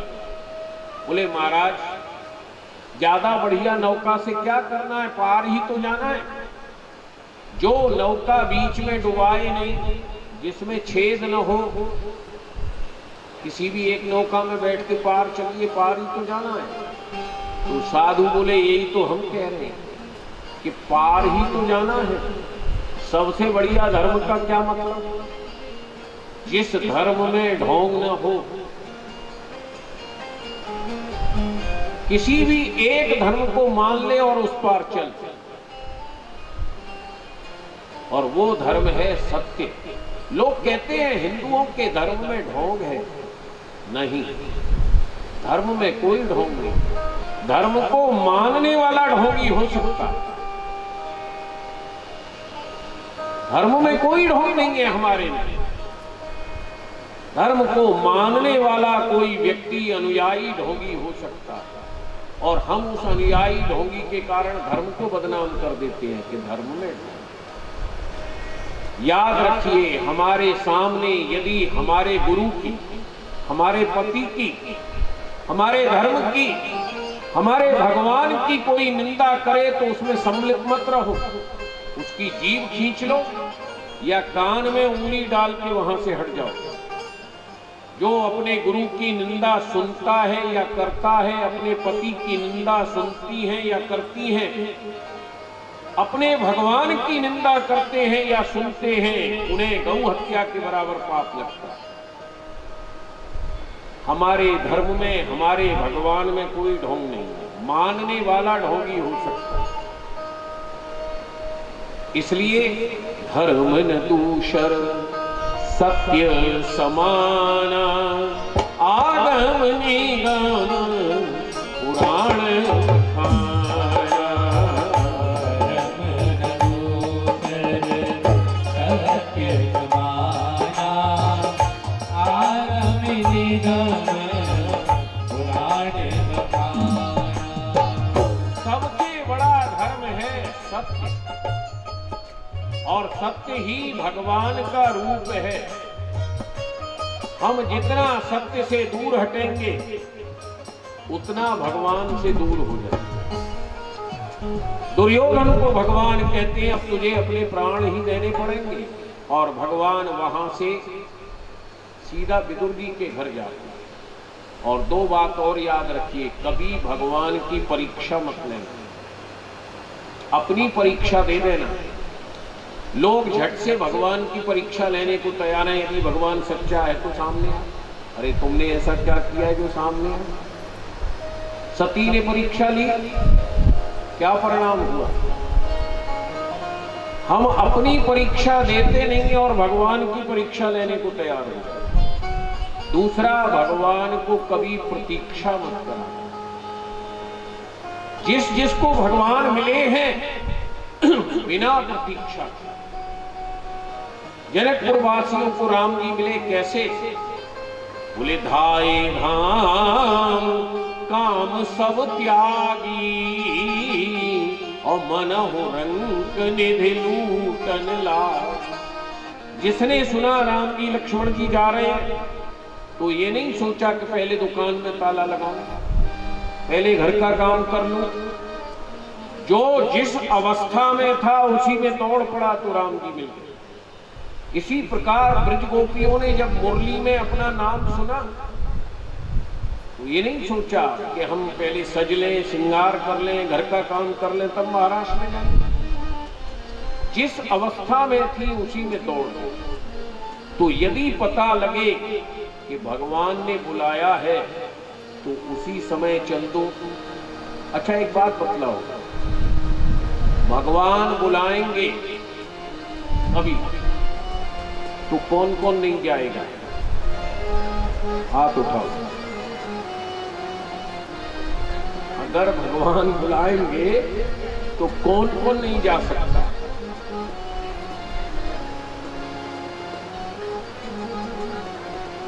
आएगा जिस दिन बुलावा हरि का, छोड़ के सब कुछ जाना पड़ेगा। आएगा जिस दिन बुलावा हरि का, छोड़ के सब कुछ जाना पड़ेगा। इसलिए ये छोड़ने की आदत पहले से कर लो। छोड़ना तो पड़ेगा, लेकिन अच्छा कब होता है? एक व्यक्ति जिसकी आदत है छोड़ देने की, उसे तो दुख होगा नहीं, और जिसकी आदत छोड़ने की नहीं है वो दुखी हो गया। तो भगवान विदुरानी के घर गए, विदुरानी नहाने जा रही थी, सारे कपड़े उतार दिए थे, एक वस्त्र नहाने के लिए लपेटा था। उसी समय भगवान ने कुंडी खड़खड़ाई, काकी काकी दरवाजा खोलो। अब सोचती पहले नहा लूं, कपड़े पहनूं, उसके बाद कृष्ण के लिए दरवाजा खोलूंगी। तो भगवान चले जाते। उसने देखा कि संसार से छुपाओ, परमात्मा से क्या छुपाओ। जाके खिड़की खोली, और जैसे ही भगवान जिस पाटे पर नहा रही थी वही सरका दिया, बैठ जाते। वो ये नहीं देखा कि मैं संसार का मालिक इस पाटे पर बैठूंगा। बोले भक्त ने जो दे दिया, भगवान उस पाटे पर बैठ गए। फिर बोले काकी हम दिन भर से दुर्योधन की सभा में आए हैं, हमको भूख लग रही। बोले घर में कुछ नहीं है, मैं नहा के बनाऊं। बोले यदि इतनी देर सबर होती तो मैया यशोदा की हंडी क्यों फोड़ी जाती, हमसे सबर नहीं होगा। तो बोले कल तेरे काका जी शाक के लिए कदली फल जानते हो? कौन कौन जानता है कदली फल? आप जानते हैं, औरों से पूछ रहे, कदली फल जानते हो? किसे कहते हैं? अच्छा, एक बात और बतलाएं, अपने बच्चों को अंग्रेजी के साथ साथ हिंदी भी पढ़ाओ। क्यों? जब किसी को बार बार शौच जाना पड़े, जिसे आपकी भाषा में कहते हैं लूज मोशन, तो उल्टा कदली फल छील के खिला दो, बंद हो जाए। लेकिन कदली फल जानोगे तब तो खिलाओ। और यदि केवल बनाना पढ़ा है तब पता ही नहीं कदली फल क्या है, खाली बनाना पढ़ लिया और सामने रखा है, अब ढूंढो कहाँ है कदली फल। इसलिए दोनों भाषा पढ़ाओ, हिंदी भी पढ़ाओ और अंग्रेजी भी पढ़ाओ। कदली फल को उल्टा छील के खिला दो, तुम्हारा लूज मौसम बंद हो जाए। तो विदुरानी कहती है तेरे काका जी कल कुछ साग के लिए कदली फल लाए थे, कच्चे हैं। बोले कच्चे हो या पक्के, जल्दी लाओ। अब ले आई। और प्रेम में भगवान की एक सुंदरता है कि जो उनको देख लेता है वो अपने शरीर की शुद्धि को भूल जाता। मैं कौन हूं, मैं कहां जा रहा हूं, कहां बैठा हूं। जब भगवान सामने आ जाएंगे तो आपको अपना शरीर याद नहीं रहेगा। अब भूल गई, छिलका तो मुंह में दे रही है और फल नीचे गिर रहा है, और भगवान खाने लगे। विदुर जी आए, बोले ये क्या हो रहा है कृष्ण? बोले काकी कदली फल खिला रही है, वो हम खा रहे हैं। बोले कदली फल खिला रही है या छिलका खिला रही है? बोले काका जी प्रेम में जो मिल गया। ऊंची प्रेम सगाई सबसे ऊंची प्रेम सगाई, ऊंची प्रेम सगाई सबसे ऊंची प्रेम सगाई, ऊंची प्रेम सगाई सबसे ऊंची प्रेम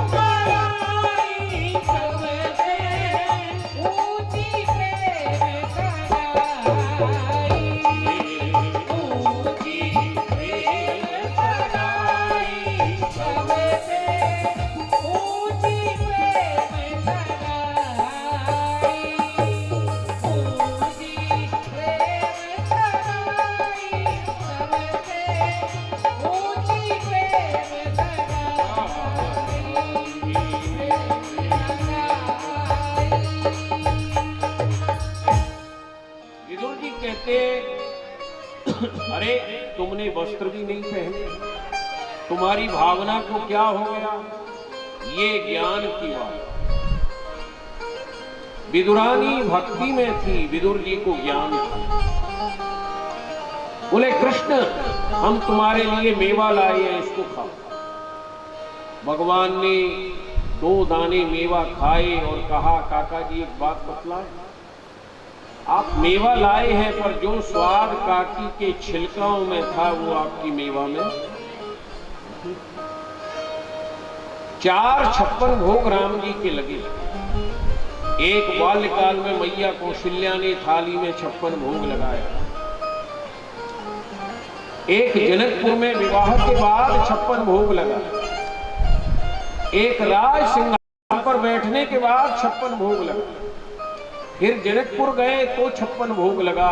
पूछा महाराज कैसा भोजन है? बोले बड़ा सुंदर, पर जो शबरी के बेरों में आनंद था वो। इसी प्रकार द्वारका में 16,108 पटरानियां कहती थी कैसा भोजन बना है? बोले बहुत सुंदर, पर जो विदुरानी के छिलकाओं में स्वाद था, ब्रज गोपियों के माखन मिश्री में स्वाद था वो नहीं। परमात्मा कहते हैं पत्रम पुष्पम फलम तोयम योमे भक्त्या प्रेक्षणे, मुझे पत्र दे पुष्प दे जली दे पर दे प्रेम से, उसे मैं स्वीकार करता हूं। विदुर जी कहते हैं महाराज मेरा भाग्य खराब है, राजसभा में दुर्योधन ने अपमान किया और अब आपको मेवा अच्छी नहीं लग रही। बोले ये तो आपने बड़ा अच्छा किया जो पापियों का साथ छोड़ दिया, क्योंकि कौरव और पांडवों का महाभारत युद्ध अवश्य है। तो विदुर जी कहते हैं कि कौन कौन बचेगा या सब मारे जाएंगे? बोले पांडवों की ओर से 5 पांडव और सात्विकी बचे, कौरवों की ओर से कृपाचारी अश्वस्थामा और भूरिश्रवा बचे। देखिए भीष्म पितामह बड़े थे, धर्मात्मा थे, पर पापी का साथ रखने के कारण मारे गए। द्रोणाचार्य जी धर्मात्मा थे, कर्ण सबसे बड़ा दानी था, पर पापी का साथ करने से मारा गया। और विदुर जी साथ छोड़ गए तो बच गए। राम अवतार में कुंभकर्ण ने भी रावण से कहा कि तेने सीता चुरा के अच्छा नहीं किया, परंतु रावण का साथ देने के कारण मारा गया। और विभीषण रावण को छोड़ गया तो बच गया। हमारा कितना भी सगा व्यक्ति हो, यदि पापी है तो पहले उसे समझाओ, और नहीं माने तो उसका साथ छोड़ दो। तजोरे मन हरि विमुखन को संग, जा संगते कुमति उपजत है, होत भजन में भंग। जो भगवान से विमुख लोग हैं उनका साथ छोड़ दो। महाभारत युद्ध हुआ, जो हुआ वो सबको पता है। तो भगवान ने विदुर जी से कहा कि आप अब इस हस्तिनापुर को छोड़ करके बद्रिकाश्रम में मैत्रेय जी के आश्रम में जाओ और मैत्रेय जी से मेरी कथा सुनना, और जब उद्धव जी आए तो उन्हें कथा सुना करके मेरी लीलाओं के गुणगान का प्रचार कर। और विदुर जी वहां से गए और मैत्रेय जी के आश्रम में जाकर के भगवान की कथा सुनी। उसी कथा को सुखदेव जी कहते हैं राजा परीक्षित हम तुम्हें सुना।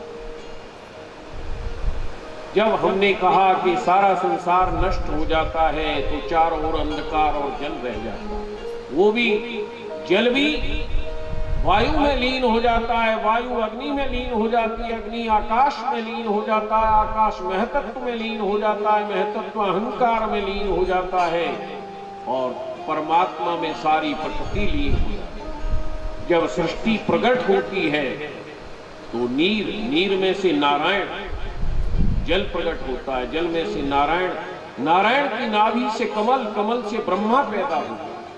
और ब्रह्मा को जब एक श्लोक की भागवत मिलती है तब तो ब्रह्मा सृष्टि पैदा करता है। तो भगवान का सबसे पहला अवतार है हंस अवतार, नारायण अवतार। ये हंस अवतार क्या है? कभी अपने श्वास की आवाज को सुना? कभी अपने श्वास की आवाज को सुना? नाक से जो आवाज निकलती है उसे सुना है? हम स सो हम स, इसे सुनिए। ये ही भगवान का रूप है और जब तक ये हम स चल रही है तब तक जीवित है, और जब ये रुक जाती है तब मृत। तो सबसे पहला अवतार है हंस अवतार, इन्हें याद रखना। दूसरा अवतार शनकादिक, सनक सनंदन शनक कुमार, ये 4 बालक के रूप में रहते हैं। करोड़ों वर्ष के हो गए फिर भी 5 वर्ष के बालक दिखते हैं तब के प्रभाव। तीसरा अवतार है देव ऋषि नारद। और देखो नारद जी को भगवान ऐसे ही नहीं मिले। नारद जी ने व्यास जी को बतलाया, मैं पहले एक दासी का बेटा था। दासी जानते, जो घरों में बर्तन चौका झाड़ू पोछा करती। मेरी माँ एक ब्राह्मण के घर में बर्तन चौका करती थी। एक दिन उस ब्राह्मण के यहाँ संत आए, 4 महीने रहे, चातुर्मास वर्षा। मेरा मन भी हुआ कि मैं इन संतों की तरह रहूं, पर मेरी माँ के मोह ने मुझे जाने नहीं दिया। पर भगवान ने मेरी सुनी, और एक दिन गाय का दूध निकालते हुए अंधेरे में सांप ने माँ को डस लिया। माँ की मृत्यु हो गई, मेरे हाथ की बेड़ी खुल गई। मैं वहां से भागा और संतों के साथ रह के भजन करने लगा।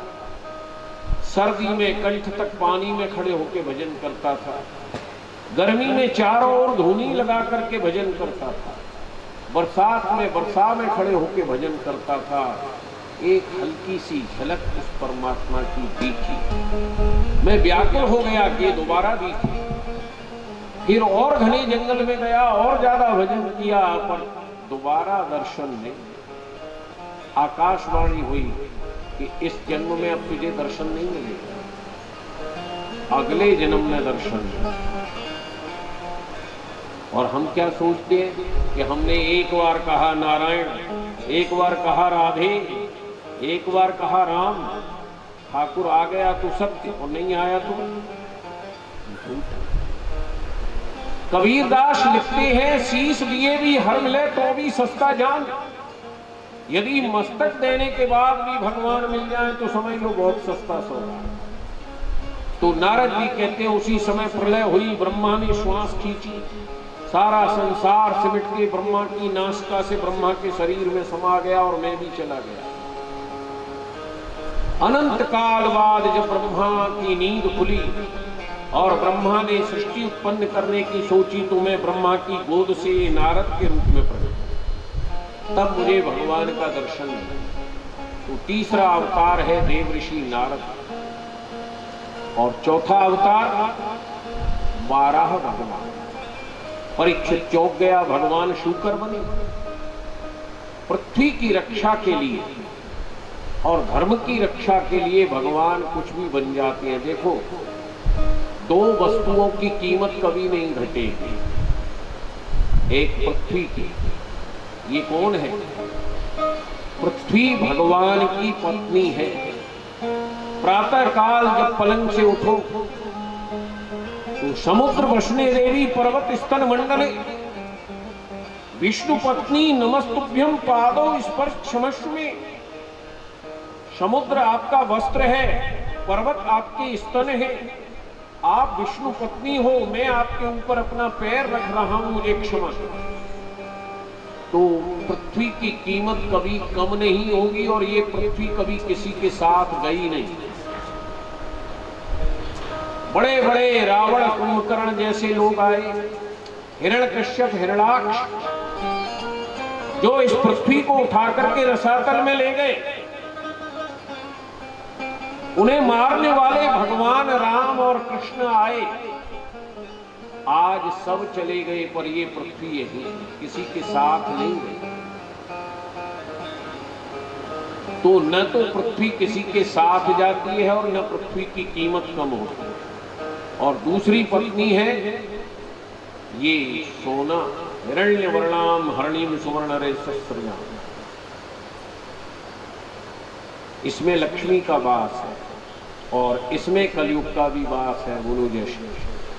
अगर ये स्वर्ण भगवान के काम में आए तो लक्ष्मी का वास है, और अगर ये स्वर्ण विषय वासना के काम में आए तो इसमें कलयुग का वास।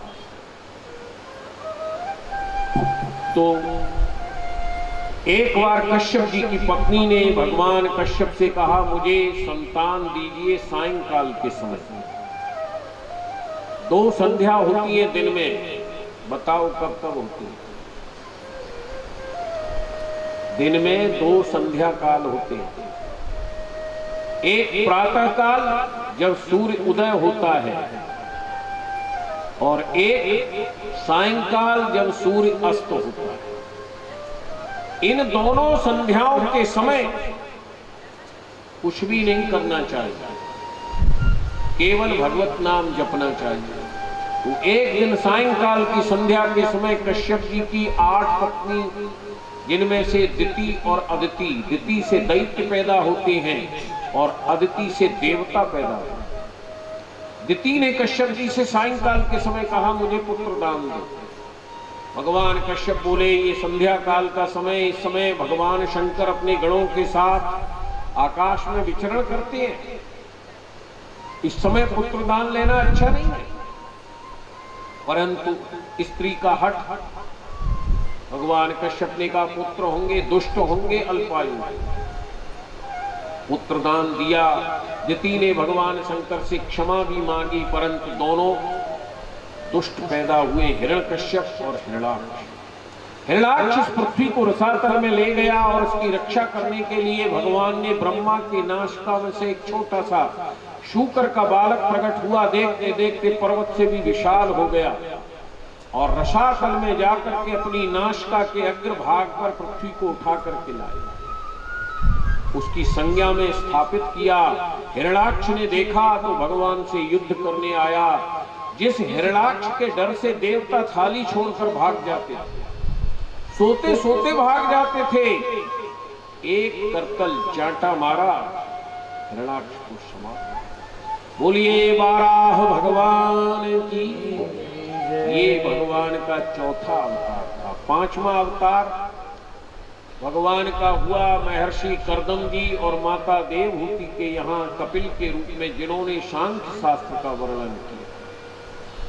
महाराज मनु, पहले ब्रह्मा के कान में से मैल निकलता था तो सृष्टि पैदा हो जाती, नाक में से निकलता तो सृष्टि पैदा हो जाती, चाचा भतीजी का विवाह हो जाता था, बोलो जय श्री कृष्ण, बहन भाई का विवाह हो जाता था। परंतु महाराज मनु ने ही मनुस्मृति बनाई कि जो व्यवहार पत्नी के साथ किया जाए वो मां और बहन के साथ नहीं करना चाहिए। पशु में और मनुष्य में यही अंतर है। गाय से जो बछड़ा पैदा होता है वो उसी गाय के संतान पैदा कर देता है। तो जो मनुष्य पत्नी, मां और बहन के भेद को नहीं जानता है वो पशुवत। ब्रह्मा जी के शरीर से 2 भाग प्रकट हुए, एक में स्त्री एक में पुरुष। पुरुष थे महाराज मनु और स्त्री थी मां शत्रुपा। यही पहला स्त्री पुरुष का जोड़ा था जिससे मैथुनी सृष्टि प्रकट हुई। महाराज मनु के 2 पुत्र थे, 3 कन्या थी। लोग मनु को गाली देते हैं, महाराज मनु ने क्या बिगाड़ा था? महाराज मनु ने तो मनुष्य को मनुष्य बनना सिखाया कि बहन के साथ क्या व्यवहार करना है, पत्नी के साथ क्या करना है और मां के साथ क्या करना है। 4 अवस्था बालिका। तो महाराज मनु ने लिखा, शैशवे अभ्यस्त विद्या ना, बाल्यकाल में विद्या पढ़ो। यौवने विशेषणा, जब जवान हो जाओ तो संतान उत्पत्ति के लिए विवाह करो या ब्रह्मचारी बन के जंगल जाओ। वार्धके मुनिवृत्ति नाम, आज जबरदस्ती लड़का बहू वृद्धाश्रम भेज देते हैं। उस जबरदस्ती से अच्छा तो अपने आप ही जाओ। अंते योगेन तनुत्यजाम, अंत में योग के द्वारा इस शरीर को त्याग करके मुक्ति प्राप्त। 4 अवस्था के 4 धर्म, मनुष्य को किस तरह जीना चाहिए ये सिखलाया। तो महाराज मनु के 2 पुत्र थे, पर सुखदेव जी ने पहले 3 कन्याओं के वंश का वर्णन किया, आकुति, देवहूति और प्रसूति। आकुति का विवाह रुचिर प्रजापति के साथ हुआ। देवहूति का विवाह महर्षि कर्दमगी के साथ हुआ, और इस शर्त पर हुआ कि हमारे भजन में बाधा नहीं करेगी, और जब संतान हो जाएगी तो हम छोड़ के फिर जंगल चलेंगे। माता देवहूति ने बहुत सेवा की कर्दमजी की। जंगल में रहते राजभवन में पली हुई कन्या और जंगल में ऋषि के साथ रह रही है। अंत में कर्दमजी को दया आ गई और उन्होंने अपने तपोबल से एक विमान बनाया और आकाश में विहार किया। 9 कन्या पैदा हुई। कर्दमजी छोड़कर जाने लगे तो देवहूति कहती है, महाराज पुत्र होता तो आप छोड़ जाते, ये कन्या है, आपका धर्म है कि पहले इनका विवाह करें। तो महर्षि कर्दमजी ने 9 ऋषियों के साथ, क्रतु, हविष्य, अंगिरा, वशिष्ठ, अत्रि, इन 9 ऋषियों के साथ उन 9 कन्याओं का विवाह किया, जिससे ये सब संसार की सृष्टि, मनुष्य की सृष्टि उत्पन्न हुई। हम किसी वानर की संतान नहीं, हम ऋषियों की संतान। याद रखें, हमारे इतिहास में हमारी उत्पत्ति ऋषियों से है, वानर से नहीं। आदि मानव हमारे यहाँ ऋषि मुनि थे, और इसीलिए रिसर्च करे सो ऋषि, मनन करे सो मुनि। तो माँ देवहूति का विवाह कर्दमजी से हुआ। फिर माता देवहूति ने भगवान को प्रसन्न किया, तो उनका 5वां अवतार कपिल के रूप में माँ देवहूति के यहाँ हुआ। कर्दमजी तो वन में चले गए। एक दिन माँ देवहूति कहती है कि तुम्हारे जैसा ज्ञानी पुत्र होकर के भी मेरे मन का यदि अंधकार नहीं मिटा तो लोग कहेंगे दीपक के नीचे अंधेरा। माता देवहूति कहती है कि मैं मेरे की ममता क्यों नहीं मिली। यही प्रश्न राजा भोज के दरबार में एक व्यक्ति ने किया कि मैं मेरे की ममता क्यों नहीं मिलती और जीव पाप क्यों करता है अपने लिए। भोज ने राजगुरु से कहा, बताओ। राजगुरु बोले कल उत्तर देंगे। बोले यदि कल उत्तर नहीं दिया तो हम राजगुरु पद से हटा दें, और जितनी भी राजा की ओर से सुविधा मिली है सब छीन ली जाएगी। अब गुरुजी को चिंता लग गई। बोले हम तो जंगल में भी रह लेंगे, हमारी पत्नी कहाँ रहे, हमारे बच्चे जो राजकीय विद्यालय में पढ़ने जाते हैं, शिक्षा अध्ययन करने जाते हैं, वो कहाँ जाएंगे, कल से भीख मांगेंगे। अब जंगल में बैठ के गुरुजी अपने पत्नी और बच्चों के मोह में चिंता में पड़े थे। उसी समय एक भेड़ चराने वाला आया। बोले गुरुजी क्या चिंता में पड़े हो। बोले एक प्रश्न है, राजा को उत्तर नहीं दिया तो हमारा ये पद छिन जाएगा। बोले क्या दिक्कत है। बोले अरे हमको जो सुविधा मिली है वो हट जाएंगी, हमारे बच्चे और हमारी पत्नी कल से सड़क पर आ जाएगा। बोले अगर आपके पास धन हो तो। बोले फिर कोई चिंता नहीं। तो बोले मेरे पास पारसमणि है, मैं आपको दे दूंगी। पारसमणि जानते हैं, लोहे से छुआया जाए तो सोना बन जाता है। गुरुजी लालच में आ गए। बोले हाँ हाँ दे दे। बोले शास्त्र कहता है दो कोई वस्तु देनी चाहिए, या तो चेला को या पुत्र को। न तो आप मेरे चेला हो न पुत्र हो, मैं क्यों दूं पारसमणि। तो गुरुजी बोले कैसे देगा। बोले आप मेरे चेला बन जाओ, मैं आपको दे दूंगा। तो भेड़ चराने वाले के हम चेला बनेंगे। बोले मैं पारसमणि नहीं दे रहा, कल से आपके बच्चे कटोरे लेके दोगे। गुरुजी ने सोचा अकेले में दीक्षा ले लो, क्या बिगड़ेगा, पारसमणि तो मिल जाएगी, धन तो आ जाएगा, बच्चे तो भीख नहीं मांगेंगे। बोले ठीक है भाई, तू हमारा गुरु बन जा। बोले एक शर्त है, मैं आपका गुरु बनूंगा, फिर मैं भेड़ काटूंगा, उस दूध को मैं पीऊंगा, मेरा जूठा आपको पीना पड़ेगा। पहले तो भेड़ का दूध ही नहीं पिया जाता और तेरा जूठा पिएंगे। तो पारसमणि तो तभी मिलेगी। गुरुजी ने सोचा अकेले में पी लो, फिर मंत्रों से शुद्धि कर।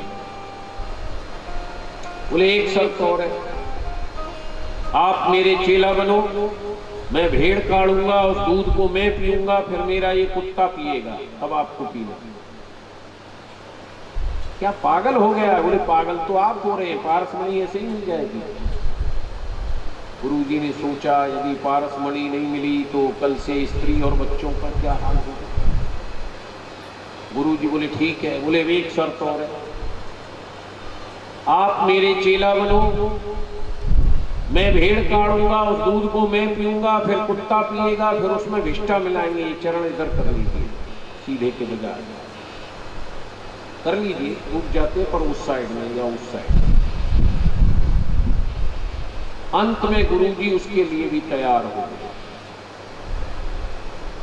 उसने भेड़ काटी,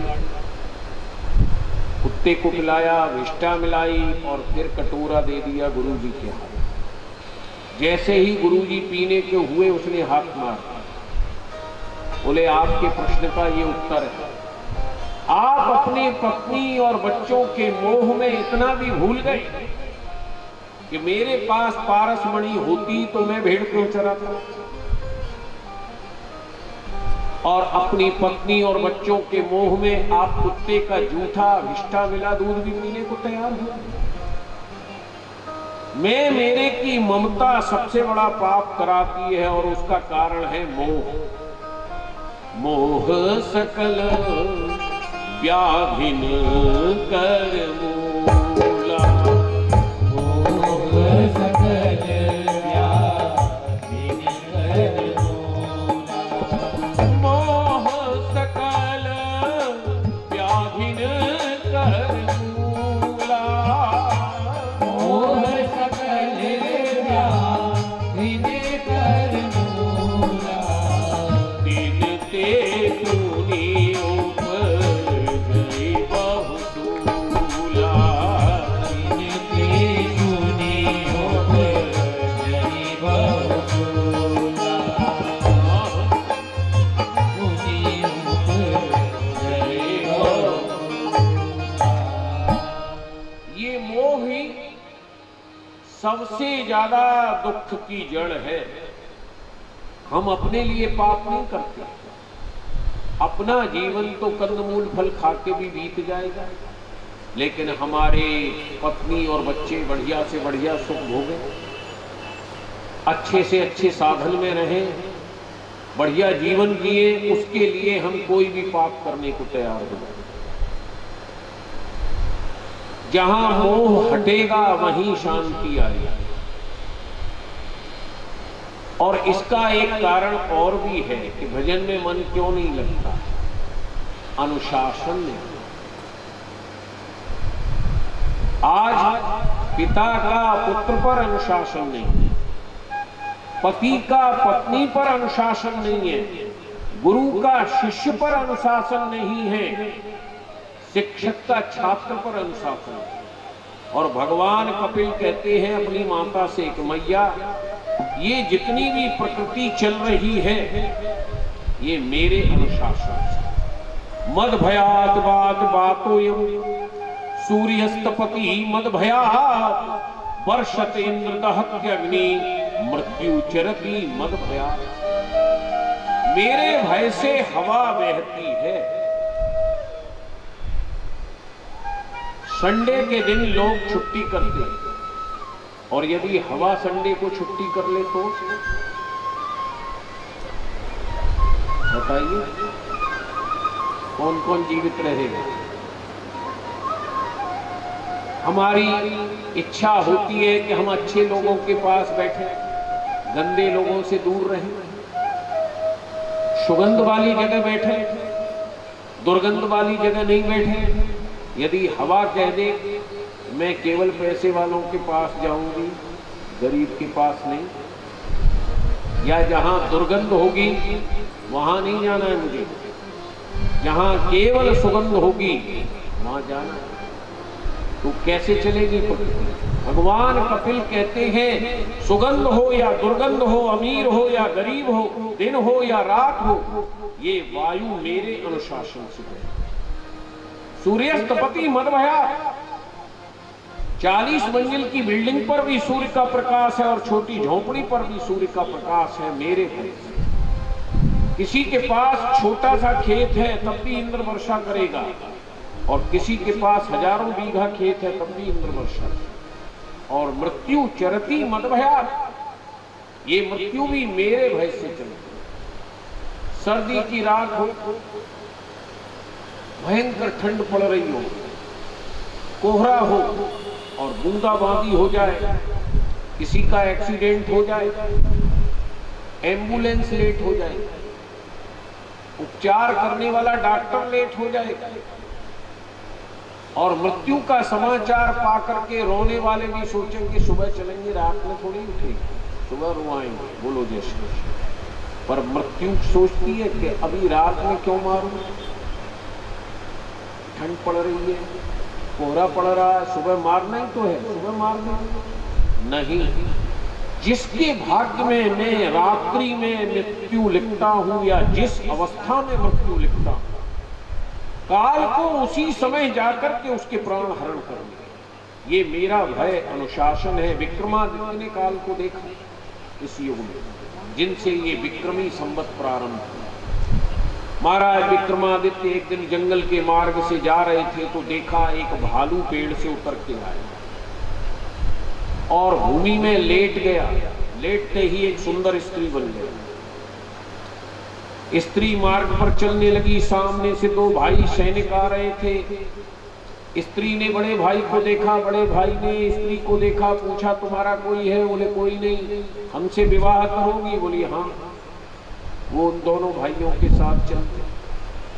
थोड़ी दूर जाने के बाद बड़े भाई ने कहा लगता है तुमको भूख लग रही है, मैं तुम्हारे लिए भोजन लाता हूँ। छोटे भाई को एक कुएं के किनारे बिठा दिया और गांव में भोजन लेने गया। इतने में वो स्त्री छोटे भाई से कहती है तुम्हारे भाई के बाल तो कुछ सफेद लग रहे, मैं तुमसे विवाह करना चाहता। छोटा भाई बोला अरे राम राम, अभी तुमने हमारे बड़े भाई को वचन दिया और बड़े भाई की पत्नी मां के समान होती है।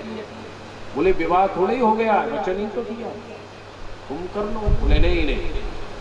जैसे ही बड़े भाई को आता देखा, स्त्री ने कपड़े फाड़ के चिल्लाना शुरू कर दिया तुम्हारा छोटा भाई बड़ा दुष्ट है, हमारे साथ दुराचार कर रहा था। बड़े भाई ने कहा क्यों रे मूर्ख, ये तेरी बड़ी भाभी मां के समान, मैंने इसके साथ ऐसा किया। छोटा भाई हाथ जोड़ के बोला भैया सोचो तो सही, मैं ऐसा क्यों करूंगा? बोले ये झूठ नहीं बोल सकती। बोले मैं जीवन भर आपके साथ रहा तो मैं झूठा हो गया और ये कुछ समय से आपके साथ है, ये सत्यवादी है। बड़ा भाई बोला तुझे दंड देंगे, तलवार निकाली। छोटा भाई बोला अन्याय सहना भी पाप है, उसने भी तलवार निकाली। दोनों लड़े और गोविंदाय नमो।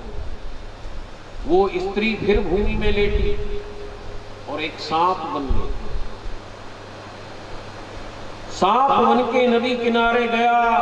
सामने से यात्रियों से भरी नौका आ रही थी। सांप ने नदी में तैर करके नौका पर छलांग लगाई। सारे यात्री खड़े हो गए। सांप सांप। नाव का संतुलन बिगड़ा, नाव पलट गई, सारे यात्री डूब के जैसे। फिर वो सांप आया, फिर भूमि में लेटा, एक ज्योतिषी बन गया, पंडित। विक्रमादित्य ने पैर पकड़ लिए। बोले मैंने आपके 3 रूप देखे, आप कौन हैं? अपना परिचय दो। बोले परिचय जान के क्या करेगा? बोले नहीं बतलाइए। बोले मैं काल हूं। बोले काल हूं तो आप किसी को भी मार सकते हो, ये रूप बदलने की क्या आवश्यकता? बोले नहीं नहीं, मैं किसी की आज्ञा और अनुशासन से बधा था। जिसके भाग्य में वो जिस स्थान पर जिस समय मृत्यु लिखते हैं, मुझे वही रूप बना करके उसी स्थान पर जाना पड़ा।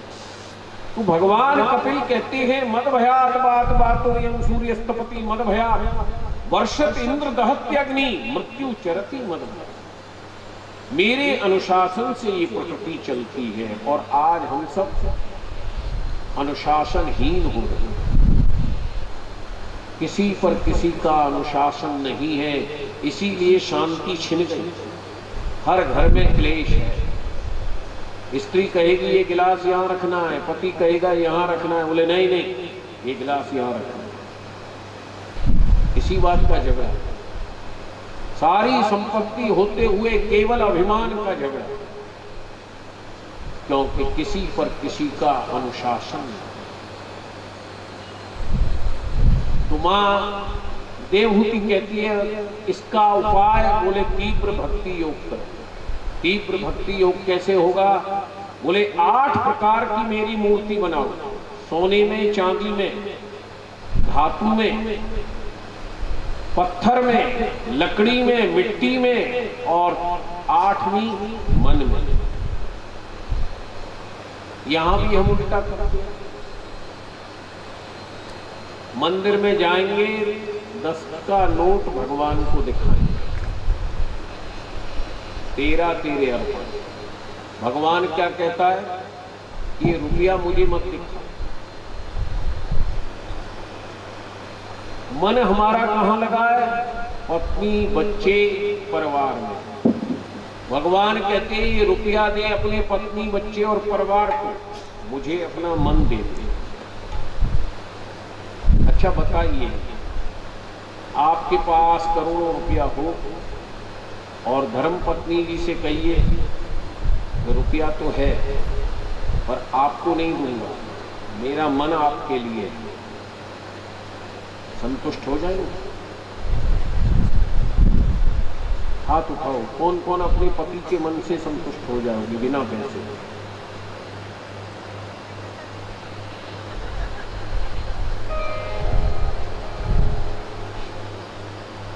बूढ़ी माता जी से कहिए माता जी हमारा मन आपके लिए है, रुपया नहीं। पिताजी से कहिए पिताजी हम मन से आपके साथ हैं पर रुपया से। कौन कौन संतुष्ट हो? भगवान कहते हैं ये उल्टा काम छोड़, रुपया दे अपने परिवार को और मन दे मुझे। मेरे मन में बसे हो बसे रहना, मेरे मन में बसे हो बसे रहना, ओ मेरे मन में बसे हो बसे रहना, मेरे मन में बसे हो बसे रहना।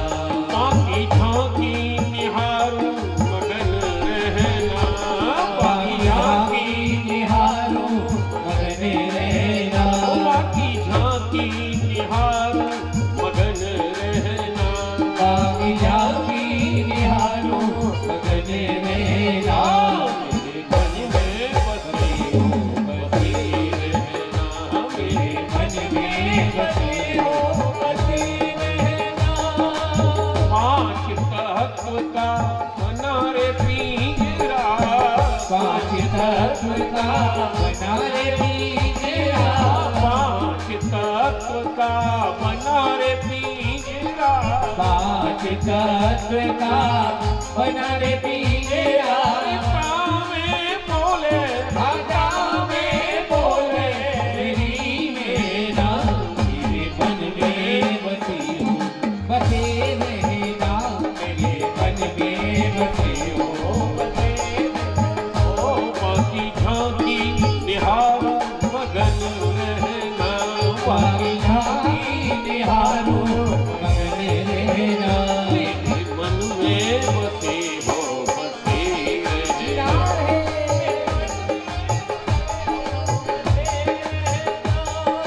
गहरी नदिया नाव पुरानी, गहरी नदिया नाव पुरानी, गहरी नदिया नाव पुरानी, गहरी नदिया नाव पुरानी। और केवटिया से, हाँ केवटिया से मिले रहना, मेरे मन में बसे हो बसे रहना, मेरे मन में बसे हो।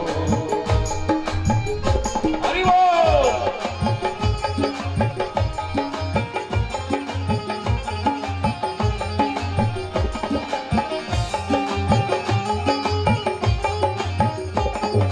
कहत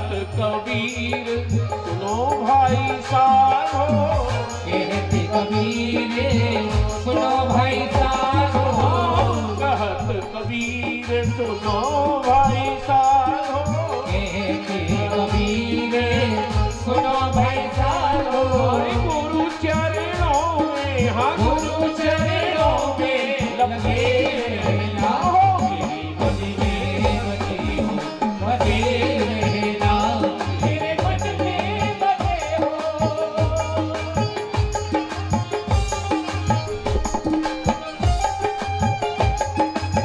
पागल हरिनाथ की जय हो। सुबह की झांकी निहारो मगन रहना, सुबह की झांकी निहारो मगन रहना, मेरे मन में बसी हो बसी, मेरे मन में बसे हो। कृष्ण ही कृष्ण ही कृष्ण ही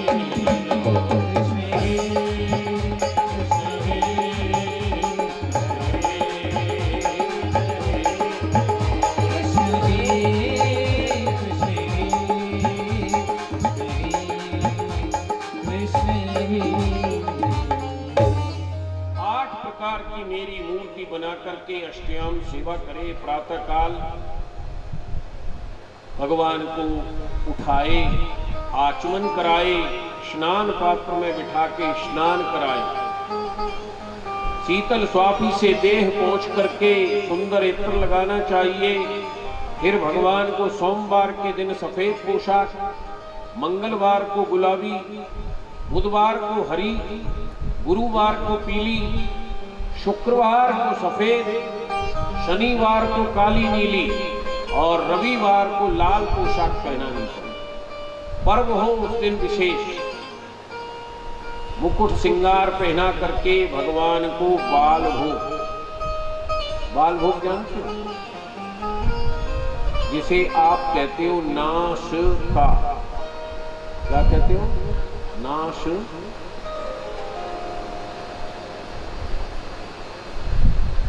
नाश का, जो नाश को अब कहोगे भगवान खाते नहीं, खाते हैं। कैसे? ग्रहण करके, सूंघ करके। ताजा भोग लगाना चाहिए जिसमें से सुगंध निकले। अब बासी बिस्कुट का भोग लगाओगे, अच्छा बिस्कुट का क्या नाम है? बिस्कुट।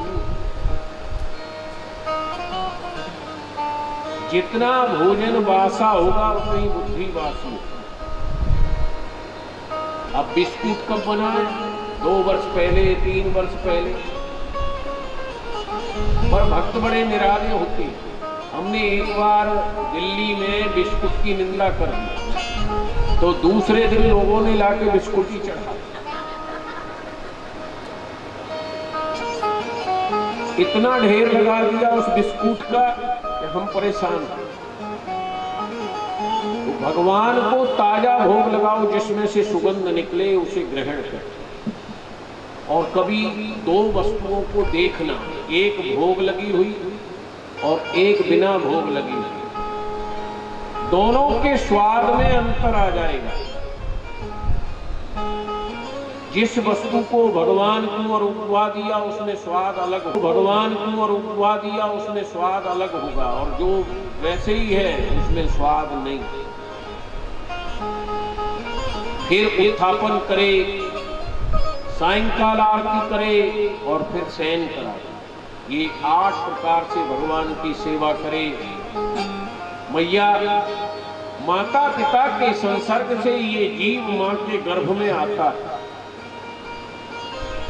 जब 10 दिन का होता है तो बेर की गुठली के बराबर हो जाता है। 1 महीने का होता है तो पिंड बन जाता है। और जब ये मां के गर्भ में 2 महीने का होता है तो इसके हाथ, पैर, आंख, नाक, कान के छिद्र बन जाते हैं। 3 महीने का होने के बाद इसके नाखून, रोम, ये सब पैदा हो जाता है। जब ये 4 महीने का होता है तो इसकी नाड़ियां चलने लगती हैं। और जब 5 महीने का होता है तो इसके सारे अंग विकसित होकर के 6ठे महीने में जब मैं इसमें प्रवेश कर जाता हूं तो ये मां की कोख में दाएं से बाएं, बाएं से दाएं घूमने लगता है। और प्रार्थना करता है। माँ जब गरम खाती है तो इसको गरम लगता है, इसकी नरम चमड़ी जलने लगती है। माँ के पेट के कीड़े जब इसे नोचते हैं तो ये व्याकुल हो जाता है और मुझसे प्रार्थना करता है कि मुझे इस नरक से बाहर निकालो। जितनी भी श्वास लूंगा उतना आपके नाम का जाप। तो क्या हम 24 घंटे नाम जपें? वैसे तो नियम है 24 घंटे जपो, परंतु एक सरल उपाय संतों ने बतलाया कि हम एक दिन में 21,600 श्वास लेते हैं। कितनी? 21,600। और 21,600 राम राम जपने में, राधा राधा जपने में, कृष्ण कृष्ण जपने में 1.25 घंटा लगता है। एक डॉक्टर जब हमारे हार्ट में स्टेंट डालता है लाखों रुपए लेता है और हम उसे 1000 बार धन्यवाद देते हैं। एक किडनी बदलने के करोड़ों रुपया लेता है, एक लीवर बदलने का करोड़ों रुपया लेता है, उसे हजारों बार धन्यवाद देते हैं। एक आंख बदलने में 15-20 लाख रुपया ले लेता है। और जिस परमात्मा ने ये इतना बड़ा शरीर हमको निःशुल्क दिया, उसके लिए हमारे पास 1 घंटे का समय नहीं। 21,600 नाम का तो कर्ज लेके आए हैं, उसके पहले तो हम भगवान से कुछ मांग नहीं सकते। जब हम 21,600 नाम जप ले तब कुछ मांगने के अधिकारी हो। तो मां के गर्भ में हम वचन दे के आए हैं कि बाहर निकालो, जितनी श्वास लेंगे उतना नाम जपे। हर श्वास में सुमिरन तेरा, यूं ही बीत जाए ना जीवन में।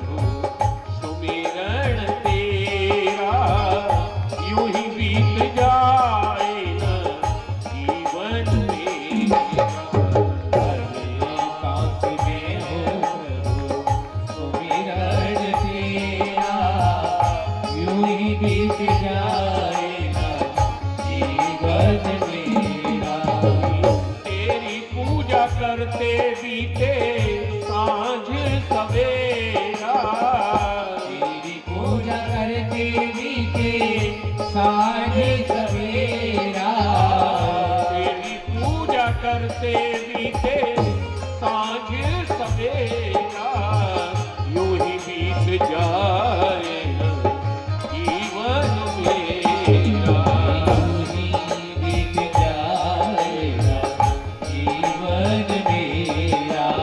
हर श्वास में हो हरि सुमिरन तेरा, यूं ही बीत जाए न जीवन मेरा।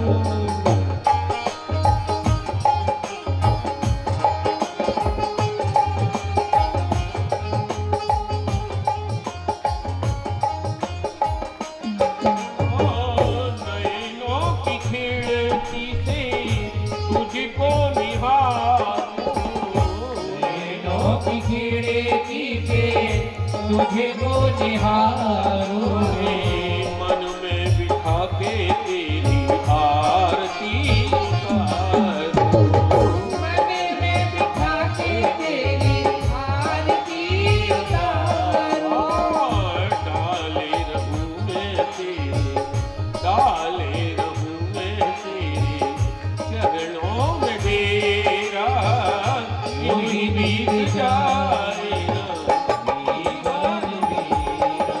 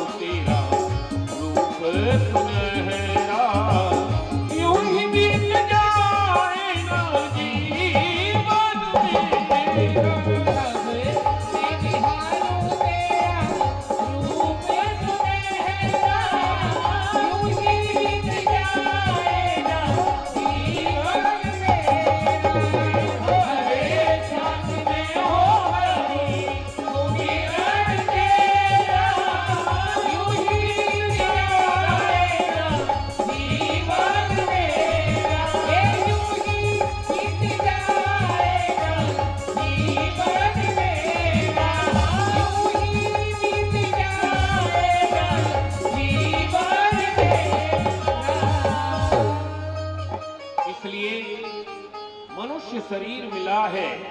देखो, पशु का लक्ष्य हो सकता है भोजन, पशु का लक्ष्य हो सकता है सोना। हमसे ज्यादा भैंस खाती है या आप लोग खाती है? बोलो। जितनी देर अजगर सो लेगा आप सो सकते हैं।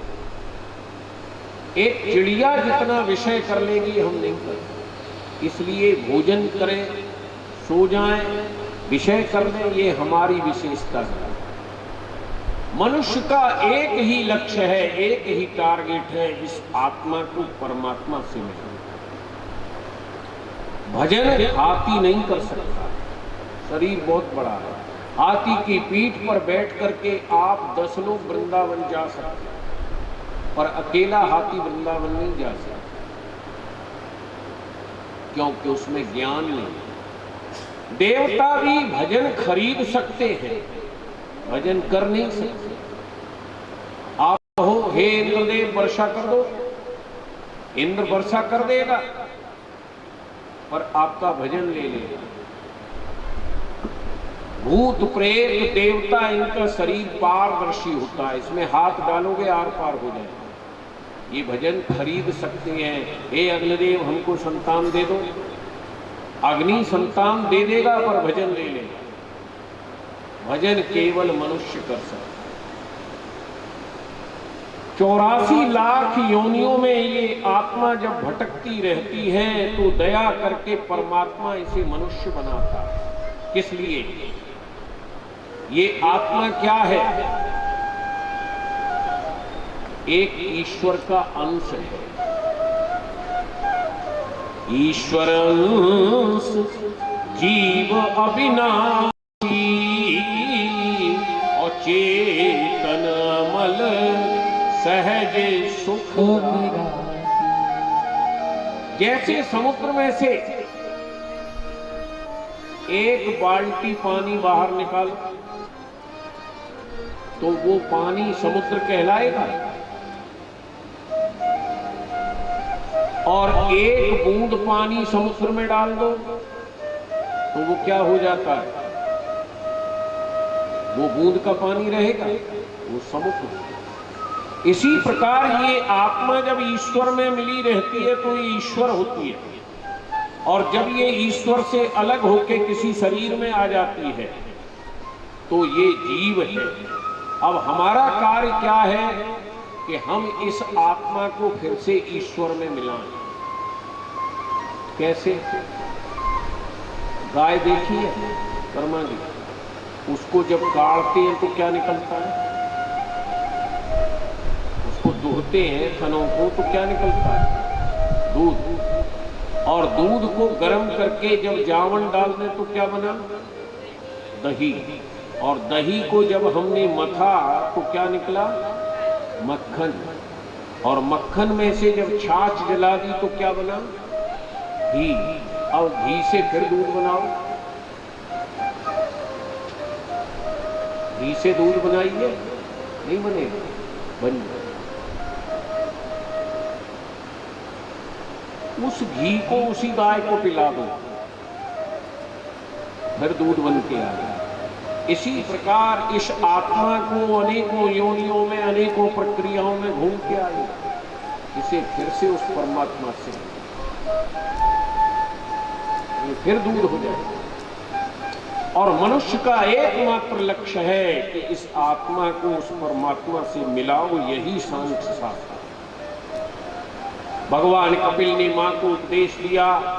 मां ने बिंदु नदी के रूप में प्रवाहित होकर के अपने शरीर को परमात्मा में लीन कर दिया। आत्मा को, अपनी मां को गति दे करके भगवान कपिल समुद्र के बीच में सुंदर वन में, जहां गंगा सागर स्थल है, वहां जाके भजन करने लगे।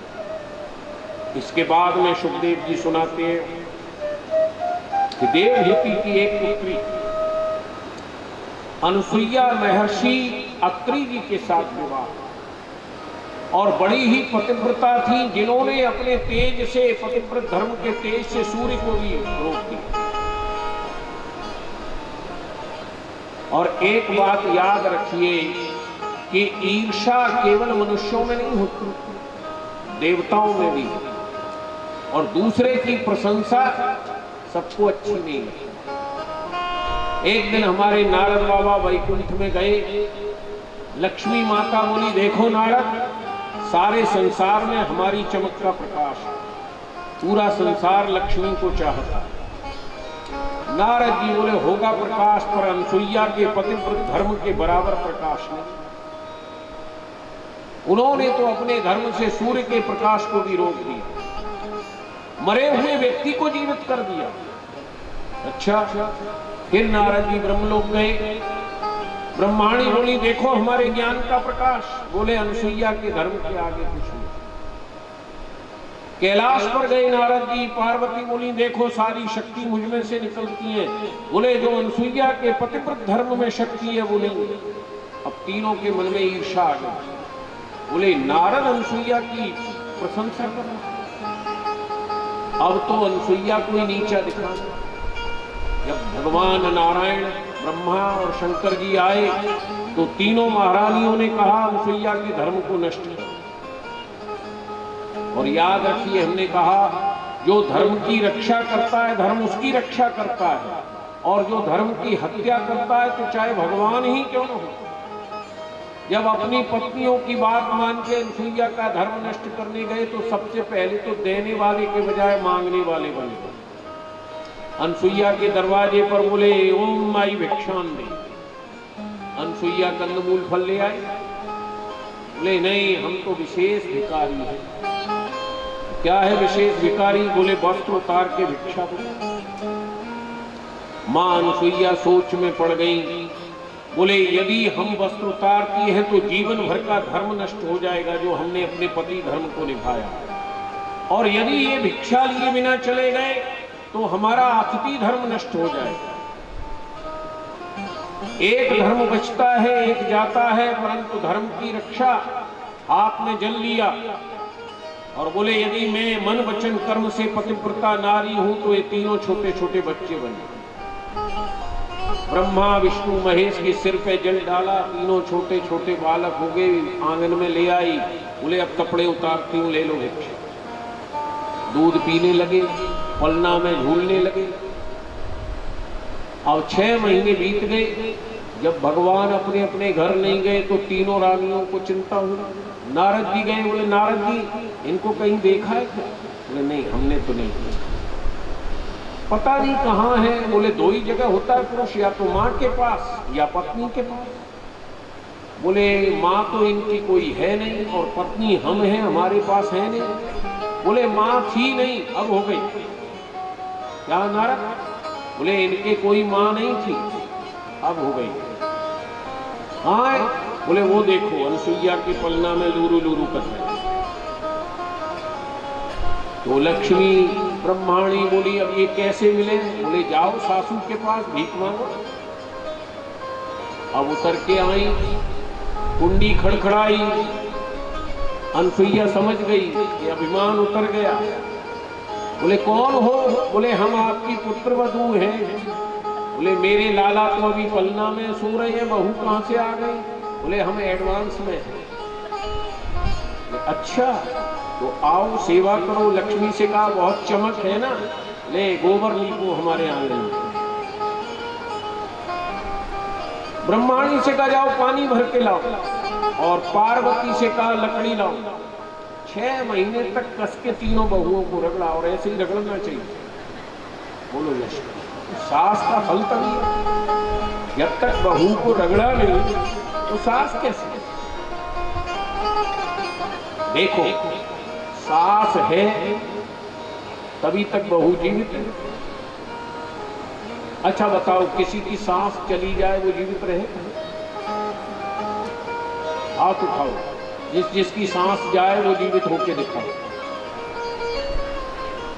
तो 6 महीने तक रगड़ा, फिर दया आ गई। फिर भगवान से कहा, एक रूप से मेरे यहाँ रहो और अपनी अपनी पत्नियों के साथ जाओ। तो नारायण के अंश से दत्तात्रेय, ब्रह्मा जी के अंश से चंद्रमा मुनि, और शंकर जी के अंश से दुर्वासा, ये 3 भगवान के अवतार मां अनसुईया के। फिर सुखदेव जी कहते हैं महाराज मनु की तीसरी पुत्री प्रसूति का विवाह दक्ष प्रजापति के साथ हुआ। परीक्षित कहता है महाराज दक्ष प्रजापति और शंकर जी तो ससुर जमाई थे, फिर झगड़ा क्यों हुआ? बोले अभिमान का फल। ब्रह्मा जी ने दक्ष को प्रजापतियों का नायक बना दिया। नायक बनते ही दक्ष को अभिमान आ गया और एक बार ब्रह्मा जी ने यज्ञ किया, उसमें सभी देवता आए, सबने दक्ष को प्रणाम किया, परंतु भगवान शंकर ने दक्ष को प्रणाम नहीं किया। दक्ष को क्रोध आ गया। श्रूयताम ब्रह्म ऋषियों में सहदेवा सहअग्नया साधूनां भूवतो वृत्तम नाज्ञानामक्षर। अग्नि के सहित सभी देवता सुने जो साधुओं का व्यवहार है। ये शिव मेरा जामाता है, दामाद है, मैंने अपनी पुत्री का विवाह इसके साथ किया है। नियम तो ये है कि ये मुझे प्रणाम करे, परंतु इसने प्रणाम तो दूर मेरा वचनों से भी स्वागत नहीं, इसीलिए आजकल के दामाद ससुर जी को प्रणाम करें। बोलो जोशी। और जो दामाद ससुर जी को प्रणाम नहीं करता है ना, उसका पत्ता गड़बड़ होगा। हमने देखा है कई, शंकर जी ने नहीं किया, अब दक्ष ने श्राप दे दिया। ये बंदर जैसी आंखों वाला, नर मुंड पहनने वाला, श्मशान की विभूति लगाने वाला, कपाल में भोजन करने वाला, ये शिव नहीं अशिव है। देवता बोले महाराज जब पुत्री का विवाह किया था तब बंदर जैसी आंख नहीं दी, तब नरमुंड नहीं दिखा, श्मशान की विभूति नहीं दिखी। आज भी वही हो रहा है। जब हम दामाद देखने जाते हैं और बीच के लोग उसकी प्रशंसा करते हैं, तब तो उसके गुण ही गुण दिखलाई देते हैं।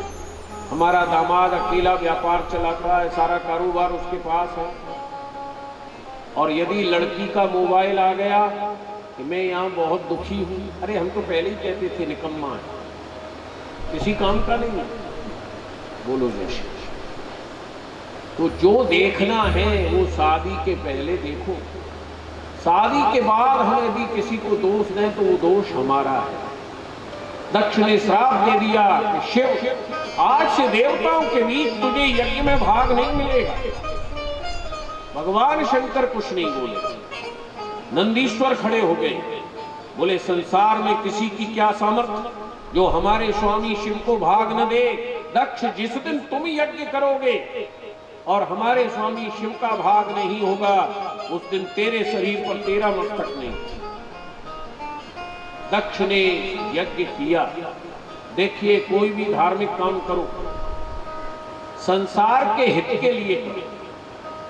यदि किसी को नीचा दिखाने के लिए करोगे तो भगवान उसमें सहायता नहीं करेंगे, चाहे यज्ञ ही हो। दक्ष के यज्ञ को भगवान ने नष्ट कराया, रावण के यज्ञ को भगवान ने नष्ट कराया, मेघनाथ के यज्ञ को नष्ट कराया और विश्वामित्र के यज्ञ की स्वयं रक्षा की। क्यों? दक्ष का यज्ञ शिव को नीचा दिखाने के लिए था, अपमान करने के लिए। रावण का यज्ञ संसार का नाश करने के लिए था तो धर्म है, परंतु संसार को नष्ट करने की भावना। जहां हमारा यज्ञ, हमारा अनुष्ठान, हमारी कथा संसार के कल्याण के लिए है तो भगवान स्वयं खड़े होंगे। और यदि हम कोई भी कार्य किसी को नीचा दिखाने के लिए करें तो वो भगवान को उचित नहीं लगता। दक्ष ने यज्ञ किया, सबको बुलाया, केवल शिव को नहीं बुलाया, और शिव के साथ साथ अपनी पुत्री सती को भी नहीं बुलाया। और देवता बड़े चिढ़ाने वाले होते, मनुष्य नहीं देवता। दक्ष ने हरिद्वार में यज्ञ किया तो विमानों को कैलाश के ऊपर होके उड़ा के लेके गए और दक्ष की प्रशंसा करने लगे, वाह दक्ष वाह यज्ञ कर रहे। सती ने देखा मेरे पिता के यहाँ यज्ञ है, शंकर जी से नहीं कहा हमारे पिता के यहाँ यज्ञ है, हाथ जोड़ करके कहा आपके ससुर जी के यहाँ यज्ञ, आप चले नहीं। क्यों? हमारे पास निमंत्रण नहीं आया। तो सती कहती है आप ही तो कहते हैं कि माता पिता गुरु मित्र और स्वजन संबंधी के यहाँ कोई भी शुभ अशुभ काम हो तो बिना बुलाए जाए। ये नियम है। माता पिता निमंत्रण दें या नहीं दें, अगर उनके यहाँ हमको पता लग गया शुभ अशुभ काम है तो बिना बुलाए जाना चाहिए। मित्र के यहाँ बिना बुलाए जाओ। शंकर जी कहते हैं हम अब भी यही कह रहे हैं कि माता पिता गुरु मित्र इनके यहाँ शुभ अशुभ काम हो तो बिना बुलाए जाओ, परंतु इसमें एक नियम है, तदपि विरोध मान जह कोई, तदपि विरोध माने जह कोई, तदपि विरोध मान जह कोई, कहाँ गए कल्याण न होई, कहाँ गए कल्याण न होई, तदपि विरोध।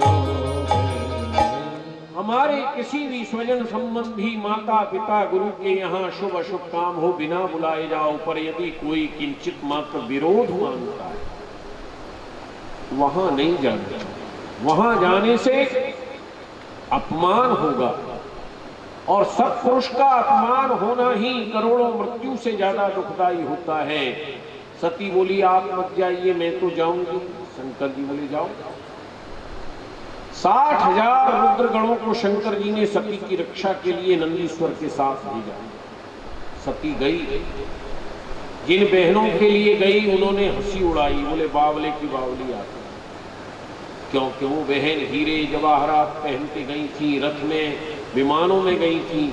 सती बूढ़े बैल पर बैठ के गई, पेड़ की छाल के कपड़े, पत्थरों के आभूषण। पर याद रखिए, आपका कोई संबंधी यदि गरीब है तो उसकी हंसी मत उड़ाओ। हो सकता है भाग्य में वो आपसे ज्यादा हो। आज सती की उन बहनों का नाम कोई नहीं जानता, परंतु सती चरित्र जब पढ़ोगे तभी उन बहनों का नाम याद आएगा। सती का भाग्य है कि सारा संसार सती की पूजा करे। दक्ष ने कहा देखो भीख मांगने वाले की भिखमंगी आ गई। पिता ने भी तिरस्कार किया, एक मां प्रेम से मिली। पर सती ने चारों ओर देखा कि जितने देवता आए थे उनके लिए आसन थे, जितने ऋषि मुनि आए उनके लिए आसन और उनकी पूजा सामग्री थी। यदि भगवान वृषध्वज बिना बुलाए आ जाते तो उनके बैठने को कोई स्थान नहीं। अपने पति के अपमान की ग्लानि के कारण मां सती ने अपने शरीर को त्यागा, पर आत्महत्या नहीं की। यज्ञ कुंडी में नहीं कूदी, यज्ञ कुंडी में जलती तो आत्महत्या हुई।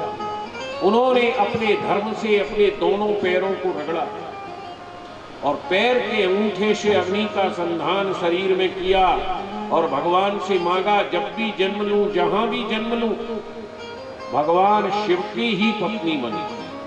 और पूरे शरीर को जला के भस्म। 40,000 रुद्रगण तो अपने शरीर को ही काट बैठे कि हम मां की रक्षा नहीं कर पाए।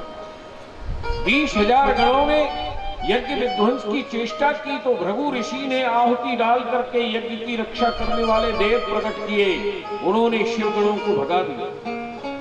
रोते हुए रुद्रगण जब भगवान शंकर के पास गए, भगवान शंकर ने नारद जी से पूछा किसका दोष है। नारद जी बोले महाराज माता सती ने आपका अपमान न सहन करने के कारण शरीर जला दिया और सारा अपराध दक्ष का है। शिव के नेत्र रक्त हो गए, होठ फड़कने लगे। एक जटा तोड़ी पृथ्वी पर पटकी, 1000 बाहु से युक्त वीरभद्र और 1000 बाहु से युक्त महाकाली प्रकट। हाथ जोड़कर कहते हैं भूतनाथ बताइए क्या करना। बोले दक्षम स्वयज्ञम जयमतानाम दक्षी के यज्ञ को नष्ट करो। भले यज्ञ धार्मिक काम है, परंतु जिस यज्ञ में अधर्म हुआ है उसको नष्ट। वीरभद्र आंधी की तरह चले, यज्ञ कुंडी में जाके किसी का हाथ काटा, किसी का मस्तक, किसी का पैर काटा, यज्ञ कुंडी में मूत्र डाल दिया, निष्ठा डाल दी। भृगु ऋषि की दाढ़ी मुंचन करके डाल दी, भग देवता के नेत्र फोड़ दिए, पूषा देवता के दांत तोड़े और दक्ष का मस्तक काट के हवन कुंडी में। ब्रह्मा जी घबरा गए, बोले यज्ञात भवत पर्जन्याद अन्न संभव। दक्ष का यज्ञ पूरा नहीं होगा तो डर के कारण कोई यज्ञ नहीं करेंगे, और यज्ञ नहीं होगा तो समय से वर्षा नहीं होगी, और वर्षा नहीं होगी तो अन्न पैदा नहीं होगा। आज सबसे बड़ा कारण है कि खड़ी फसल पर ओले गिरते हैं, और जब वर्षा की जरूरत होती है तो वर्षा नहीं होती है। क्यों? कि हम यज्ञ नहीं करते। आज का कृषक यज्ञ के पैसों से दारू पीता है, इसीलिए अतिवृष्टि और अनावृष्टि होती है। तो भगवान नारायण को साथ लेकर के, सारे देवताओं को लेकर के ब्रह्मा जी कैलाश पर गए और शंकर जी की प्रार्थना की। जीवन है तेरे हवाले ओ डमरू वाले, जीवन है तेरे हवाले ओ डमरू वाले, हरे ओ डमरू वाले, हरे ओ डमरू वाले, जीवन है तेरे हवाले ओ डमरू वाले, जीवन है तेरे हवाले ओ डमरू वाले। हर हर।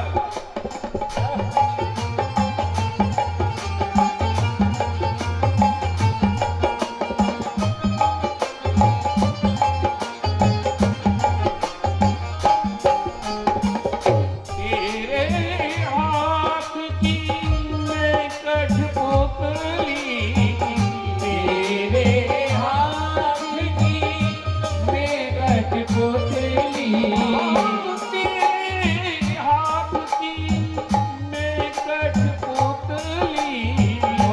तेरे हाथ की मैं कठपुतली, चाहे जैसे न चाहे ओ डमरू वाले, चाहे जैसे चाहे ओ डमरू वाले, हरे ओ डमरू वाले, बोले ओ डमरू वाले, जीवन है तेरे हवाले ओ डमरू वाले। हर हर।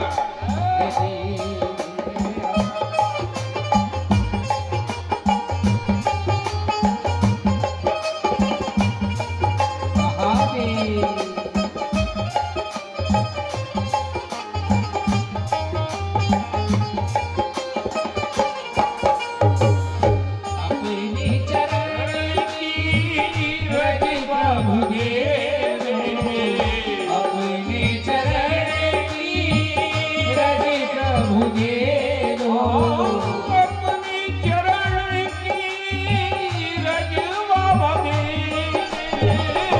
अपने शरण की रज बाबा देवो, अपने चरण की रज बाबा दे, अपने चरण की रज प्रभु देवो, ये अपना दास बना ले ओ डमरू वाले, अपना दास बना ले ओ डमरू।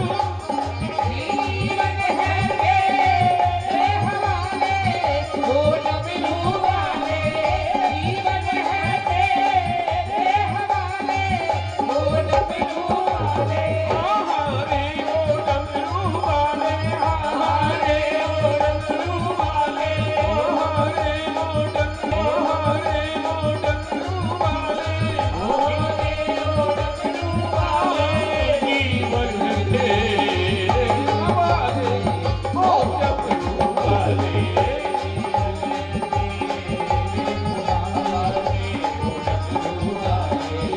जीवन तेरे हवाले ओ डमरू वाले, जीवन है तेरे हवाले ओ डमरू वाले। हर हर महादेव। जिसकी पत्नी जल जाए, जिसका अपमान हो, और वो एक क्षण में प्रसन्न हो जाए, ये केवल भोले बाबा का काम। बोले देवताओं क्यों आए हो? बोले महाराज दक्ष यज्ञ को पूरा कराओ। चलो, ऐसा दयालु कोई दूसरा है? चल दिए, जाकर के देखा सारा यज्ञ मंडप उजड़ा पड़ा है, किसी का हाथ कटा, किसी के पैर कटे। भगवान ने सबको स्वस्थ कर दिया। रघु ऋषि आए, हमारी दाढ़ी नहीं है, साधु समाज में हमारा तिरस्कार होगा। बोले नहीं नहीं, साधु समाज में तुम्हारा सम्मान बना रहेगा, और जब तुम्हारे वंश में परशुराम जी का अवतार होगा तो तुम्हारी दाढ़ी मूछ आ जाए। पूछा देवता, कहता है मेरे दांत नहीं है। बोले आज से तुम्हें सत्तू के पिंड मिलेंगे खाने। भग देवता कहता है मेरी आंख गई। बोले संसार में जितने नेत्रहीन प्राणी हैं सबके हृदय चक्षु खुले रहेंगे हमारे आशीर्वाद। देखो, जो नेत्रहीन व्यक्ति है उसे एक बार में याद हो जाता है।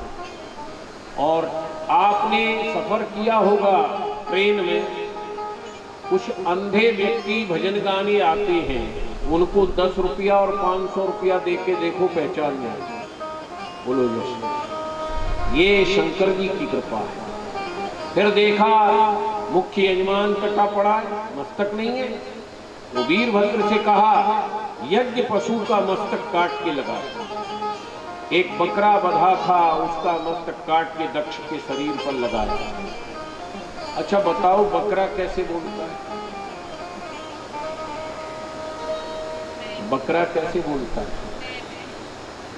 जोर से बताओ ना। मैं जो करता है वो कौन है? दक्ष ने बहुत मैं की।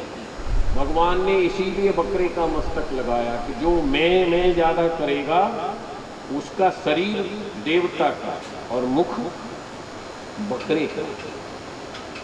फिर सती के मोह से ग्रसित हो गए तो भगवान ने सती की मृतदेह को ब्रह्मा जी से प्रकट कराया, और शंकर जी कंधे पर रख करके सारे तीर्थों की यात्रा पर जब लेके चले तो चक्र से भगवान ने उसके 52 खंड कर। जहां जहां ये खंड गिरे वहां शक्तिपीठ स्थापित हुए।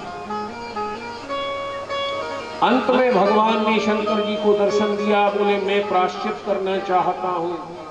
बोले आगे त्रेता युग में हम राम अवतार लेंगे, तुम अंजनी के गर्भ से हनुमान रूप में जन्म लेकर हमारी सेवा करके प्रायश्चित करो। तो शंकर स्वयं केशरी नंदन और शंकर सुवन केशरी नंदन दोनों सत्य हैं। शंकर स्वयं आज बतलाया और शंकर सुवन वाली कथा कल सुनाई। सती ने मरते समय वरदान मांगा, जहां भी जन्म लूं शिव के चरणों की दासी बनूं। पर्वतराज हिमाचल के यहाँ जन्म लिया पार्वती के रूप में। अच्छा एक बात बतलाओ, मैया पार्वती काली थी कि गोरी? माँ पार्वती काली थी या गोरी? बताइए। गौरा नाम है पार्वती का, पर काली थी या गोरी? बताओ ना, डरो मत। गोरी। जब पैदा हुई तो एकदम काली, और उनकी माँ के मुंह से क्या निकला? ओ माँ, ऐसी बेटी इतनी काली। तो पार्वती जी का क्या नाम पड़ा? उमा। माँ के मुंह से निकला ओ माँ, ये कैसी बेटी है? तो पार्वती जी का नाम पड़ा उमा। फिर गोरी कैसे हुई? जब शंकर जी के साथ विवाह हो गया तो एक दिन शंकर जी ने हंसी में कह दिया, क्या काले रंग की पत्नी मिल गई? बोले जो पत्नी पति को अच्छी न लगे उसका तो जीवन बेकार। जा करके तपस्या करने लगे। ब्रह्मा जी आए, बोले क्यों तपस्या कर रही हो? बोले हम काली से गोरी बनना चाहते हैं। ब्रह्मा जी बोले पहले ही इतनी तपस्या कर चुकी हो कि अपने संकल्प से गोरी बन सकती है। बोले नहीं नहीं, तपस्या करा। 1000 वर्ष तपस्या की। फिर ब्रह्मा जी आए, तो अपने काली शरीर को त्याग दिया, उसमें से 9 दुर्गा पैदा और पार्वती जी गोरी हो गई। तब से उनका नाम गौरा पड़ा। लेकिन 1000 वर्ष की जरूरत क्या थी? किसी ब्यूटी पार्लर में चली जाती, गोरी हो जाती। पर देखो, ब्यूटी पार्लर में जाके जो गोरा होता है ना, वो शाम को गोरा होता है और मुंह धोते ही विदेशी गोबर जहां हटा, ये चेहरा और भद्दा हो जाता।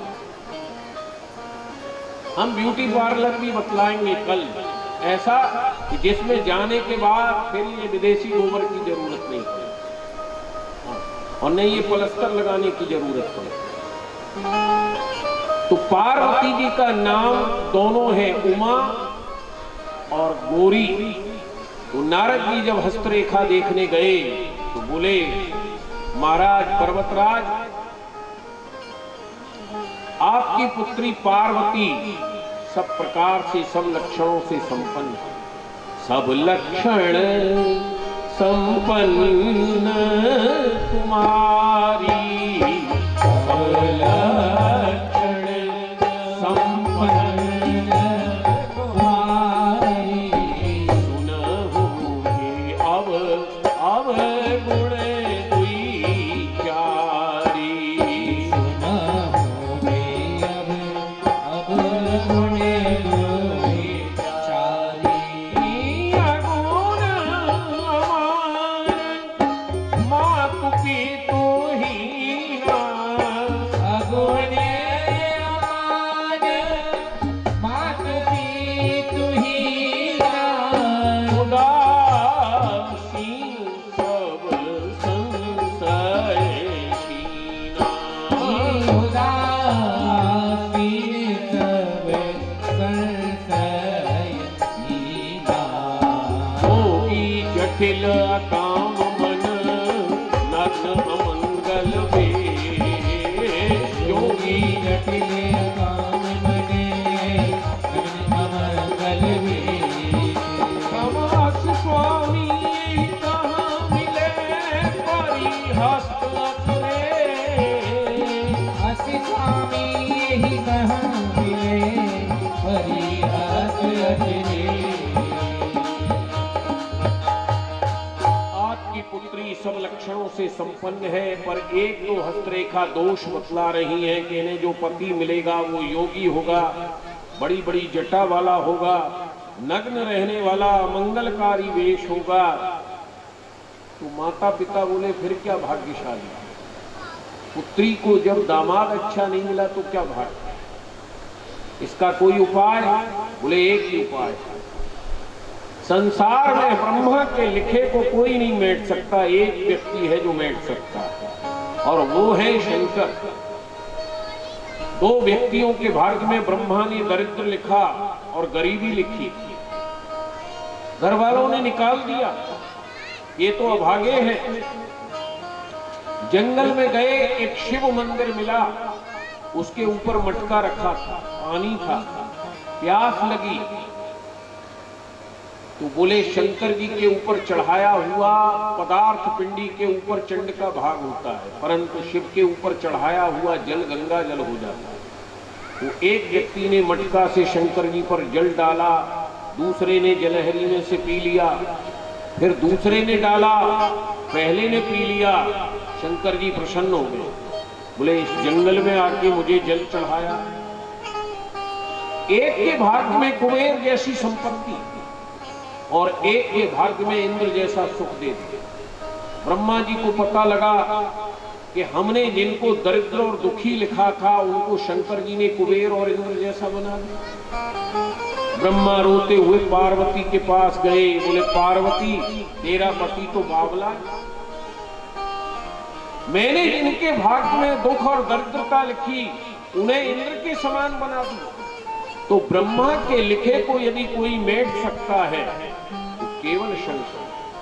तो नारद जी कहते हैं कि यदि तुम्हारी पुत्री को अच्छा पति चाहिए तो एक काम करना पड़ेगा। शंकर जी में ये सारे लक्षण हैं, पर शंकर जी के साथ विवाह ऐसे नहीं होगा, तपस्या करनी पड़ेगी। जो तप करे कुमारी तुम्हारी जो तप करे, कुमारी तुम्हारी भावी हूँ मेट सकई पे पुरारी। भावी में कई त्रिपुरारी। यज्ञापि वर अनेक जग माही, यद्यपि बने अनेक जग माही। यही कह शिव तजी दूसर नाही। यही कह शिव तजी दूसर नाई। यही कह शिव। यदि तुम्हारी पुत्री पार्वती शंकर जी को पति रूप में पाने के लिए तप करे तो शंकर जी ब्रह्मा के लिखे को भी मेट सकते। माता पिता ने तो आज्ञा नहीं दी, पर पार्वती जी को गुरु जी ने रात्रि में दीक्षा दी। नारद जी ने सपने में जाके कहा, पार्वती जाओ शिव मंत्र का जाप करो। और पार्वती उठ करके जंगल गई। 3000 वर्ष तक सूखे बेलपत्र खाए, हजारों वर्ष तक उनको भी त्याग दिया, केवल ओष पी के रही। ब्रह्मा प्रकट हो गए। 3 प्रकार के व्यक्ति होते हैं। एक तो वो किसी अच्छे काम को करते ही नहीं है, इसमें बाधा आएगी। और दूसरे वो कि प्रारंभ तो कर दिया पर जब बाधा आई तो हट गए। और तीसरे पार्वती जी की तरह कि कितनी भी बाधा आए डटे रहते हैं, वही लक्ष्य को पाते।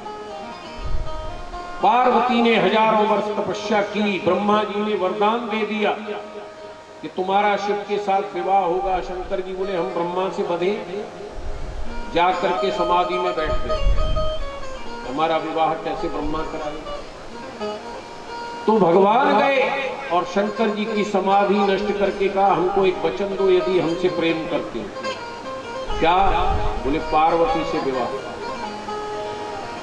शंकर जी ने कहा पार्वती हमको चाहती है कि नहीं चाहती जो हम विवाह कर लें।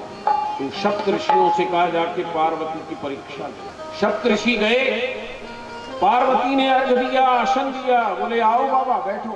बोले पार्वती ये बताओ, संसार की सारी संपत्ति तो तुम्हारे पिता के पास, सोना चांदी कहां पैदा होता है बताइए? पहाड़ में। और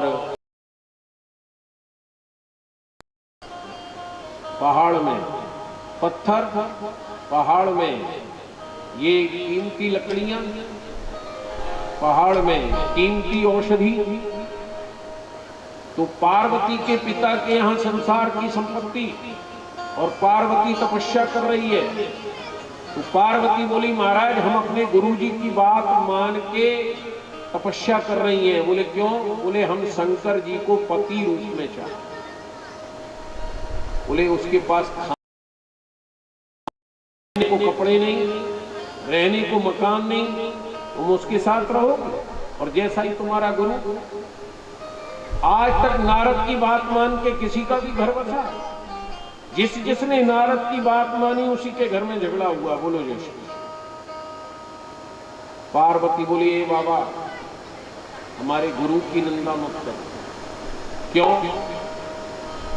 बोले गुरु के वचन परतीत न जेहि, गुरु के वचन परतीत न जेहि। अपने सुगम न सुख सीधी तेहि, अपने सुगम नसीब जिसे अपने गुरु के वचनों पर विश्वास नहीं, उसे स्वप्न में भी सुख और सिद्धि नहीं मिल सकती है। अच्छा, गुरुजी जो कान में मंत्र देते हैं वही मंत्र है। किस किस को याद है अपने गुरु का मंत्र? हाथ उठाओ। गुरुजी जो कान में मंत्र देते हैं वही मंत्र नहीं।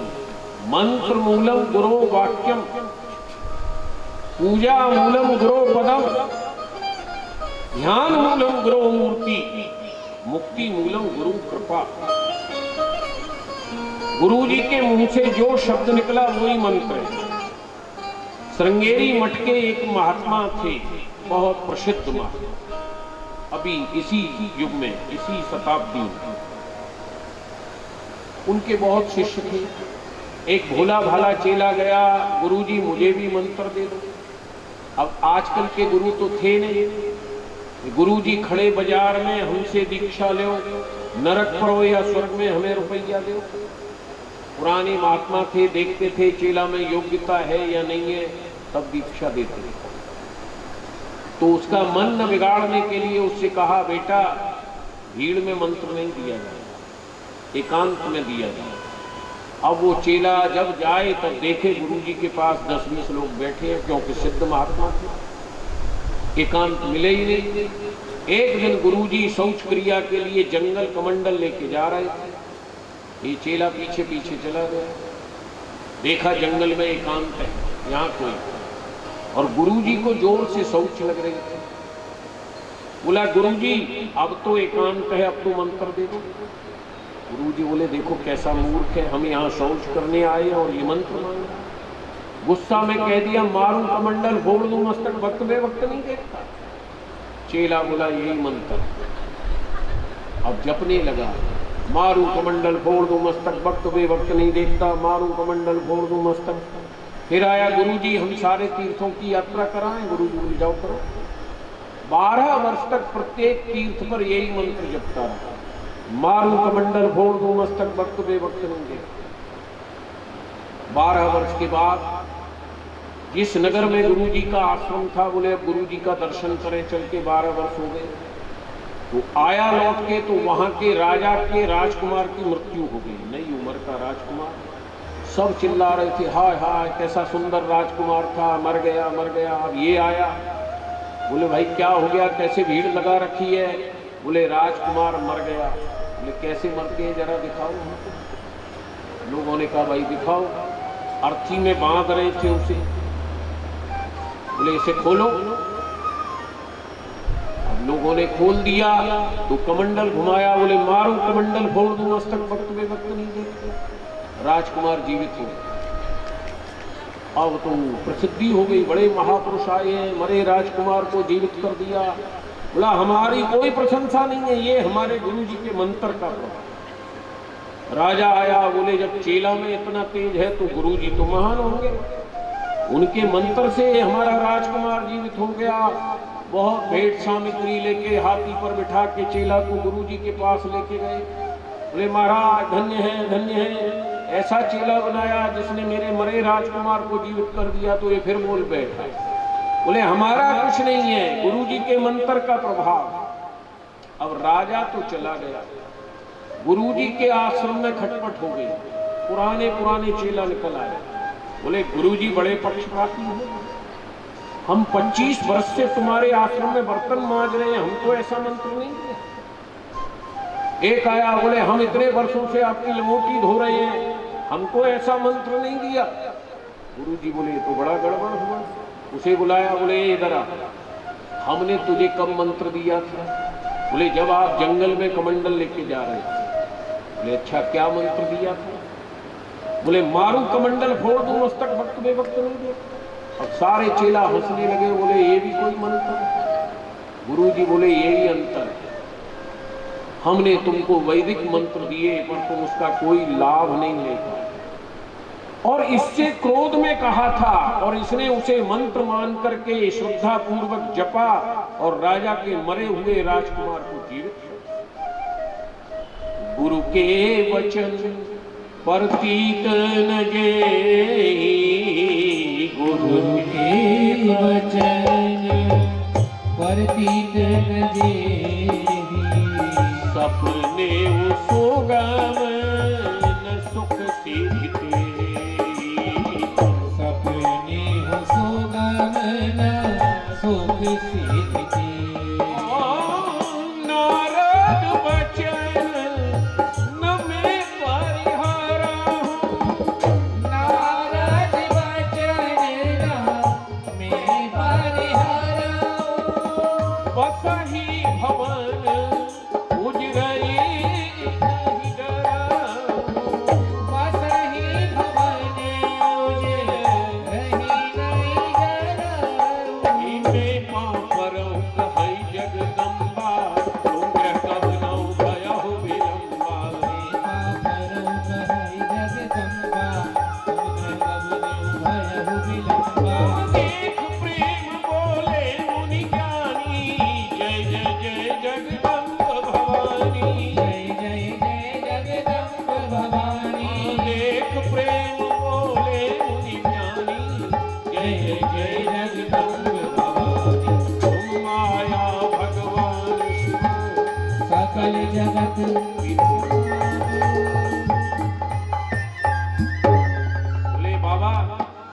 तक आप हमारे गुरु की निंदा कर रहे थे, अब आप हमारे पति की निंदा कर रहे हो, और दोनों की निंदा सुनने से गौ हत्या के बराबर पाप लगता है।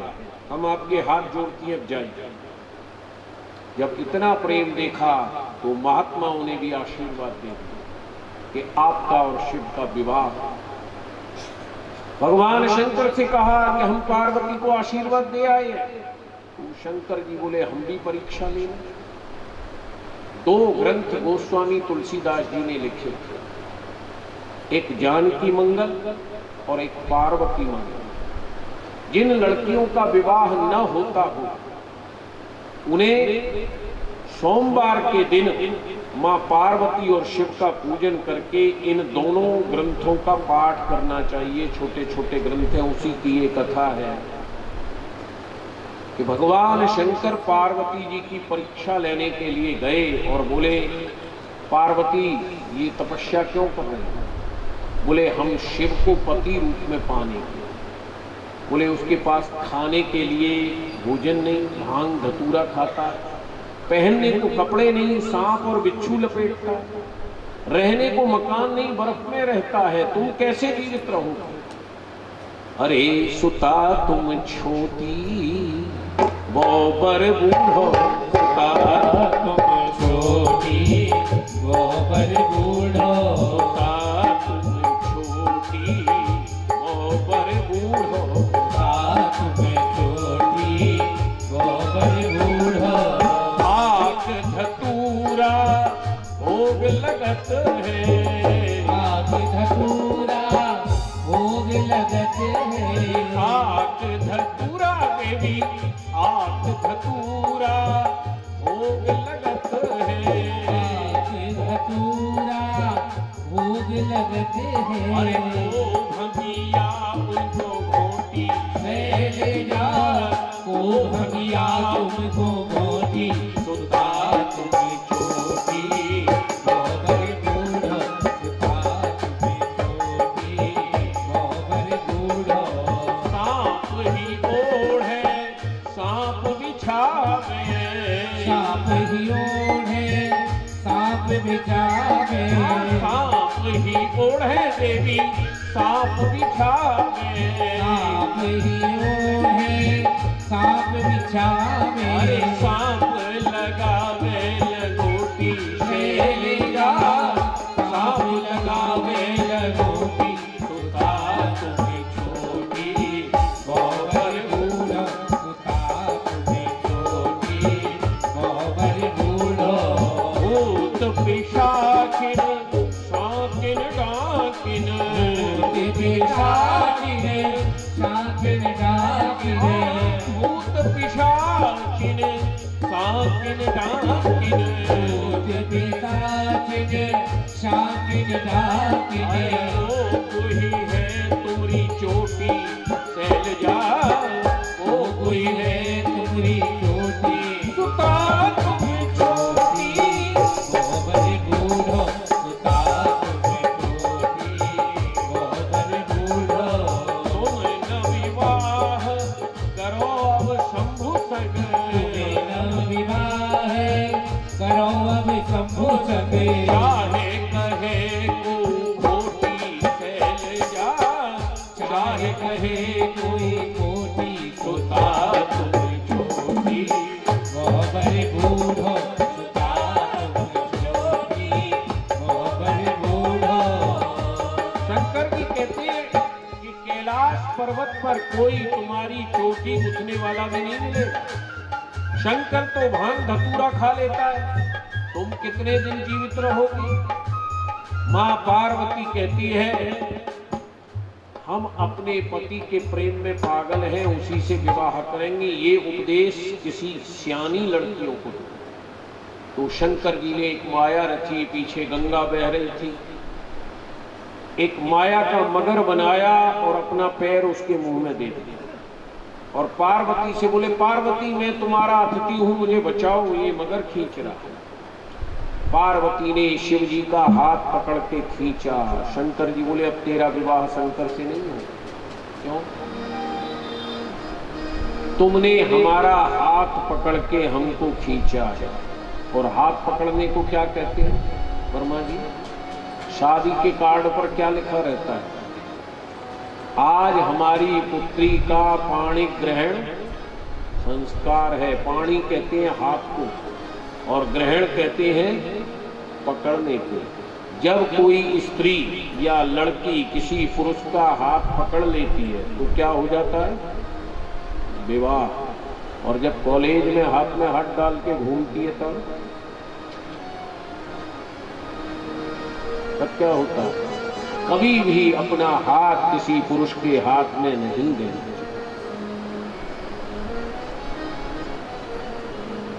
तो पार्वती बोली मैं तो विवाह शंकर जी से ही करूंगी। बोले नहीं, तुमने हमारा हाथ पकड़ लिया, अब हम अवधूत योगी के साथ विवाह होगा, शंकर से नहीं। तो पार्वती बोली मैं अभी इस शरीर को भी नष्ट कर। शंकर जी डर गए, बोले इस पर तो जलना आता है। प्रकट हो गए, बोले धन्य धन्य तब मात जन्म तो कीने पार्वती पद प्रेम मोल मोही।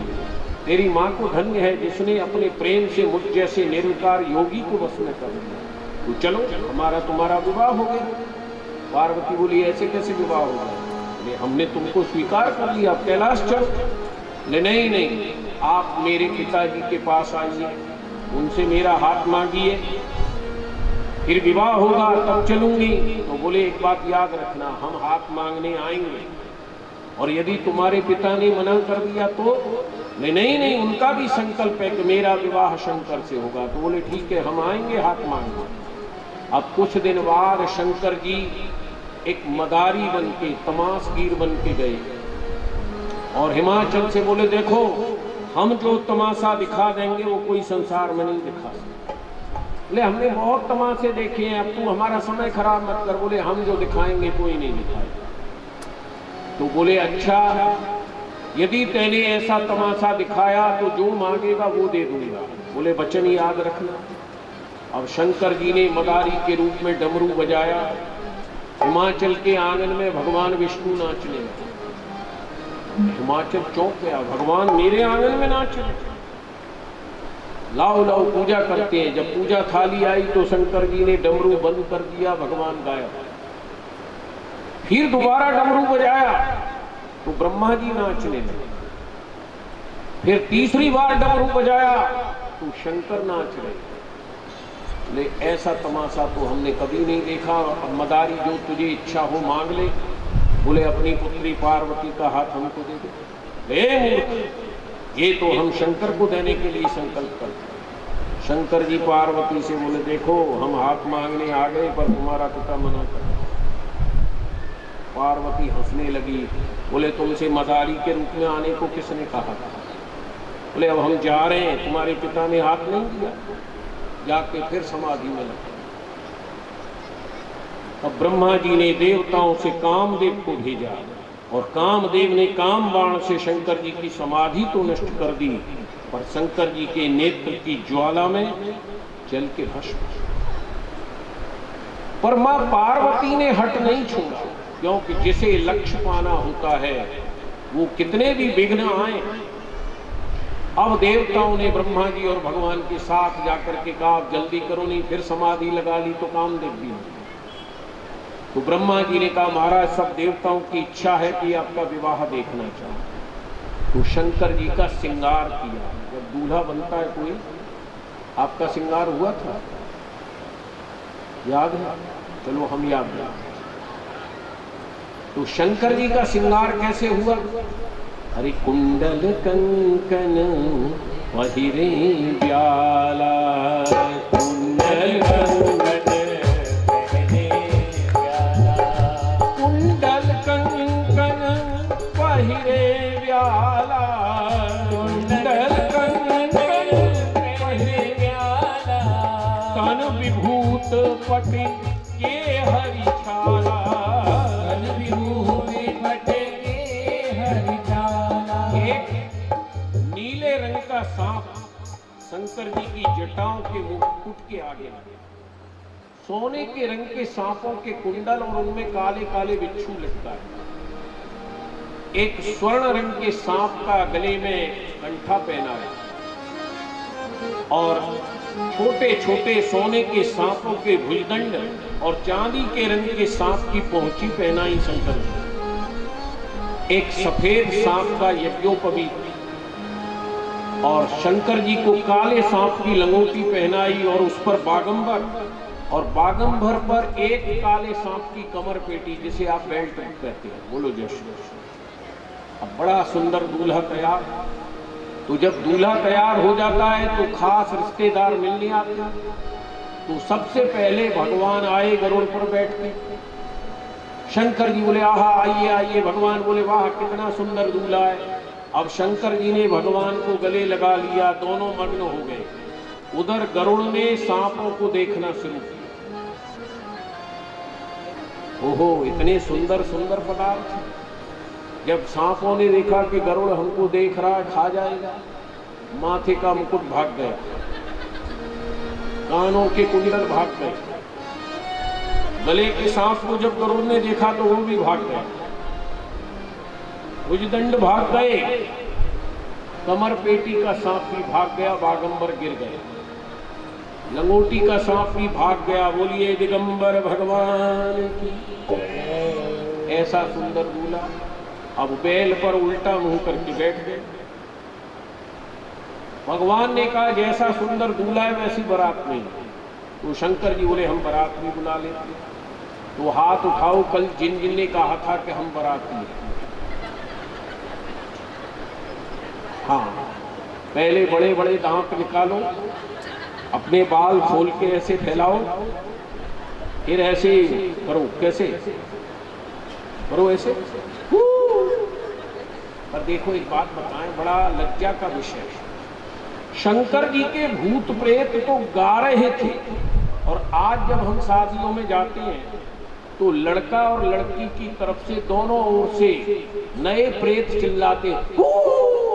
हम सोचते हैं ये हम शादी में आए हैं तो प्रेतों के बीच में आ रहे हैं। हमारे यहाँ की तो संस्कृति है नहीं कि लड़की वाले भी चिल्लाए हो और लड़का वाले भी चिल्लाए हो। ये कहाँ से सीखा है बताओ जरा। भूत प्रेत बैठ करके भोजन कर रहे हैं, और आजकल के बाराती जैसे भैंस गैया खड़े होके खाती है। अरे हमसे अच्छे तो वो भूत प्रेत थे। हमको ये किसने सिखाया? हमारे किसी शास्त्र ने नहीं सिखाया, हमारे किसी गुरु ने नहीं सिखाया। फिर हम ये सब कहाँ से सीख रहे हैं और क्यों सीख रहे हैं? इसमें क्या लाभ है ये बताओ। वो दरवाजे पर पहले माताएं गाली गाती थी, बड़ा अच्छा लगता था। अब वो लड़कियां सीटी बजाती हैं। ये सबको त्यागो। श्री भागवत में शिव विवाह से, रुक्मणी विवाह से शिक्षा लो कि विवाह कैसे होना चाहिए। जब बारात आने को ही तो माता मैना बोली देखो नारद जी, यदि लड़का और बाराती अच्छे होंगे तो विवाह करूंगी, नहीं दरवाजे से बारात वापस कर। नारद जी बोले देख आने तो दे। अब सबसे पहले गरुड़ पर लक्ष्मी नारायण आए। मैना बोली ये कौन है? बोले ये तेरी लड़की की ददिया सास और ददिया ससुर। वैसे तो शंकर जी का कोई न माँ है न बाप है, परंतु भगवान नारायण की नाभि से ब्रह्मा और ब्रह्मा की भ्रक्ति से रुद्र पैदा हुए, तो नारद जी ने रिश्ता जोड़ दिया। बोले तेरी लड़की की ददिया सास और ददिया ससुर है। मैना बड़ी खुश हुई, बोले लक्ष्मी जैसी ददिया सास, आहा पैसे की कमी नहीं रहेगी नारद। फिर हंस पर ब्रह्मा ब्रह्माणी आए। बोले ये कौन है? बोले तेरी लड़की की सासू और ससुर है। बोले सासू बुद्धिमान है, झगड़ा नहीं होगा। फिर ऐरावत हाथी पर इंद्र आया। बोले ये कौन है? बोले अरे बराती है, इंद्र जैसा बरा। अरे नारद जी में निहाल हो गई ऐसे ऐसे। सूर्य चंद्र आए रथ में। बोले ये कौन है? बोले ये भी बराती है। तो नारद जी सारे संबंधी देख लिए, बड़ा अच्छा संबंध है, दूल्हा और दिखा दो। नारद जी बोले देखो तुमको हमने सारे रिश्तेदार दिखा दिए, अब दूल्हा और उसके बेस्ट फ्रेंड डिस्को करते आ रहे हैं, हम नहाने जा रहे हैं। अब पीछे से आई बारात धूम धड़ाका करती हुई। अरे आई शंकर की देखो बारात सखी हो। आई शंकर की देखो बारात सखी हो। आई शंकर की देखो बारात सखी हो। आई शंकर की देखो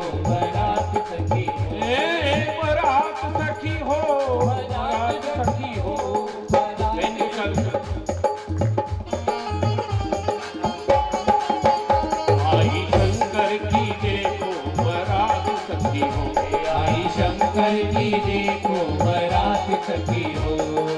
नाम इनका शंकर और काम प्रलयंकर। नाम इनका शंकर और काम प्रलयंकर। और काम प्रलयंकर। नाम इनका शंकर और काम प्रलयंकर। अरे प्रेतन की लाए, हाँ प्रेतन की लाए जमात सखी हो हो। आई शंकर की देखो बारात सखी हो। आई शंकर की देखो बारात सखी हो। ये बारात सखी हो, बारात सखी हो। बारात सखी हो।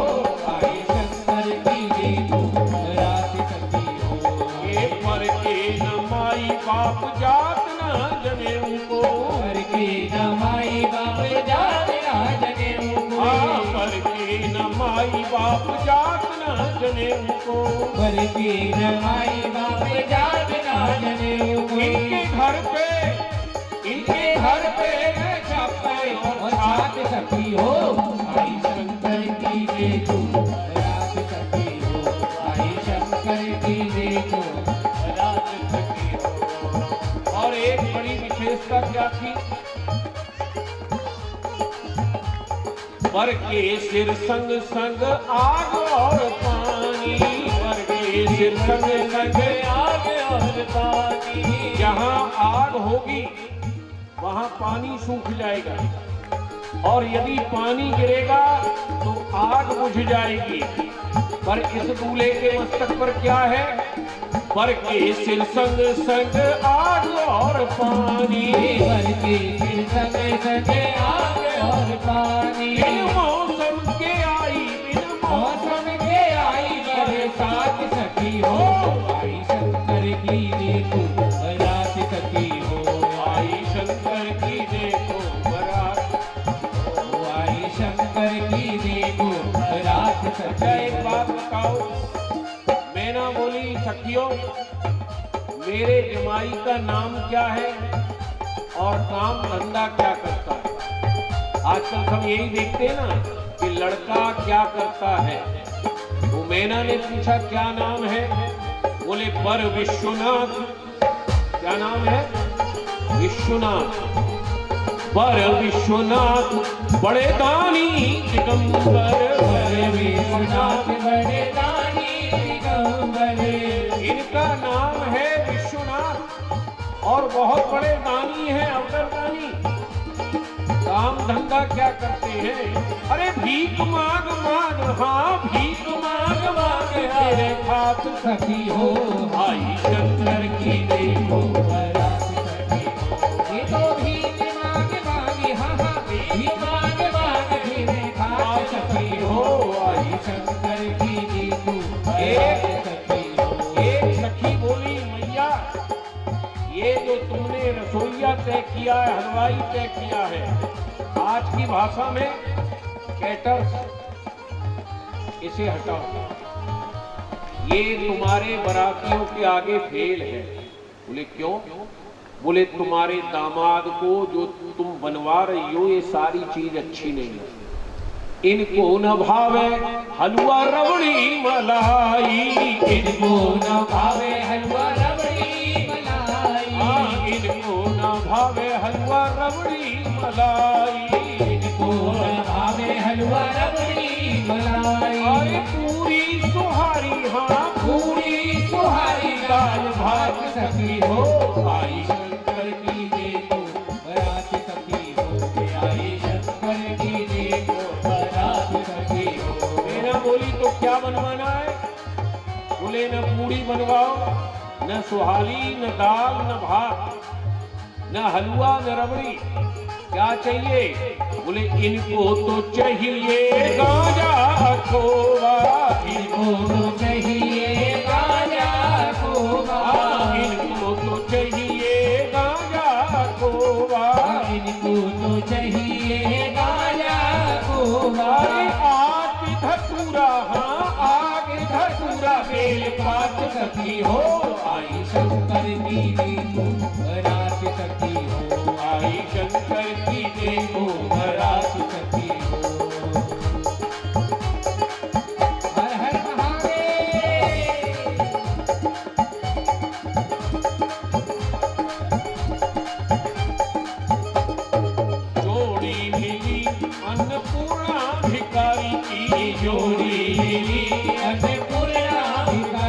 जोड़ी मिली अन्नपूर्णा भिखारी की। जोड़ी मिली अन्नपूर्णा भिखारी की। कैसी जोड़ी है? भैया पार्वती है अन्नपूर्णा, जिनके नाम से सबके भंडार भर जाते हैं। और पति कौन है? बोले भीख मांगने वाला। तो ये बिचौलिया कौन है जिसने ऐसा संबंध कराया? क्योंकि जब संबंध में गड़बड़ी होती है तो बीच वाले की आफत आती है।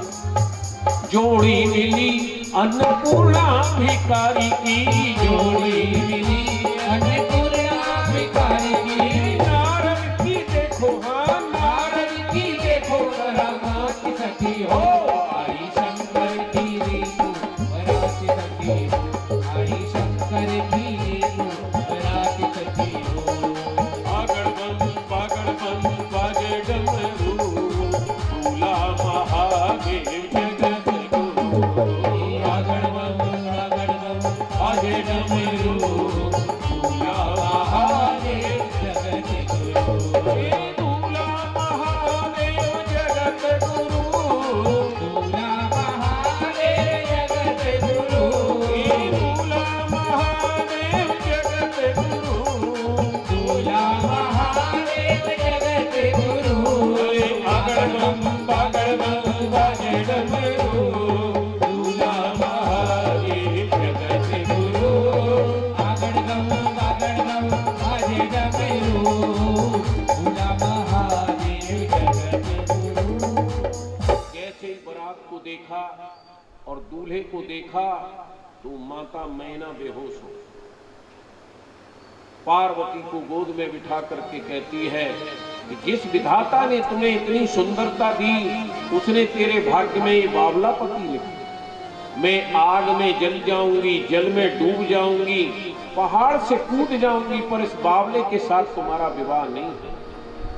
पर जो मां पार्वती ने कहा उसे आजकल माता पिताओं को सुनना चाहिए।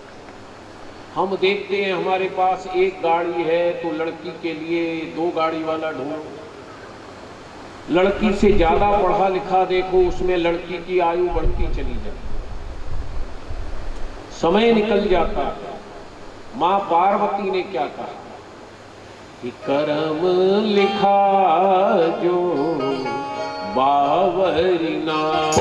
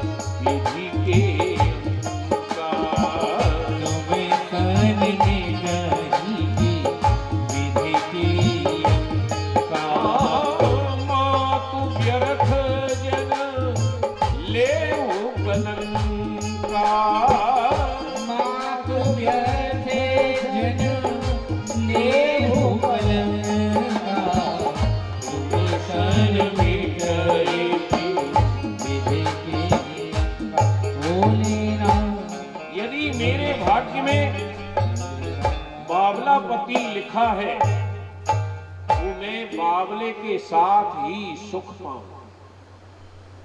आपसे ब्रह्मा की लेखनी मिट नहीं सकती। और मां पार्वती क्या कहती है कि यदि मेरे भाग्य में सुख लिखा है तो बावले के साथ भी सुखी रहूंगा, और यदि दुख लिखा है तो कहीं भी विवाह कर दो मैं दुखी रहूंगा। और याद रखिए, बहुत सोच समझ के लड़की की शादी की बहुत बड़े पैसे वाले घर में, और वहां लड़की दुखी है तो किसका दोष है? और एक गरीब के साथ शादी कर दो और वहां जाने के बाद सब कुछ हो जाए।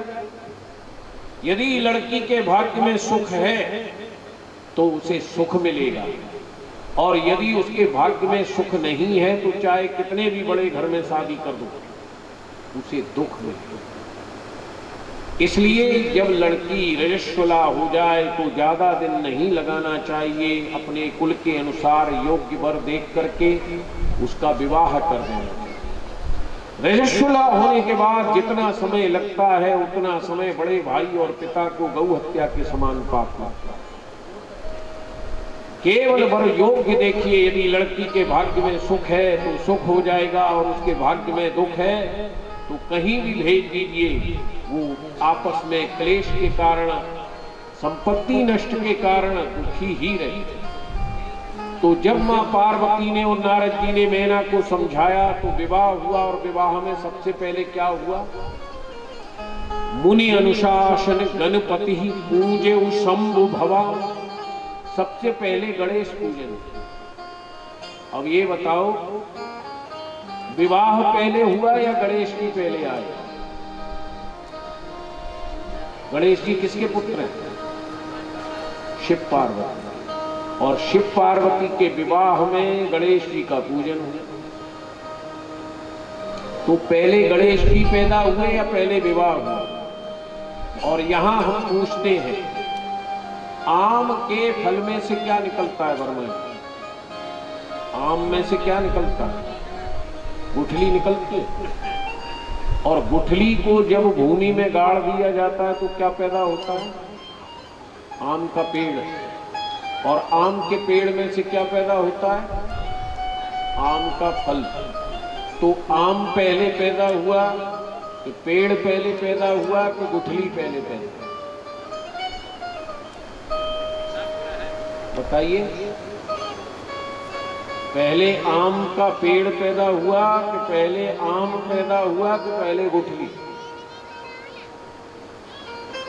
गुठली से पेड़ बनता है, पेड़ में से आम निकलता है, और आम में से गुठली निकलती है। तो कौन सी वस्तु पहले हुई?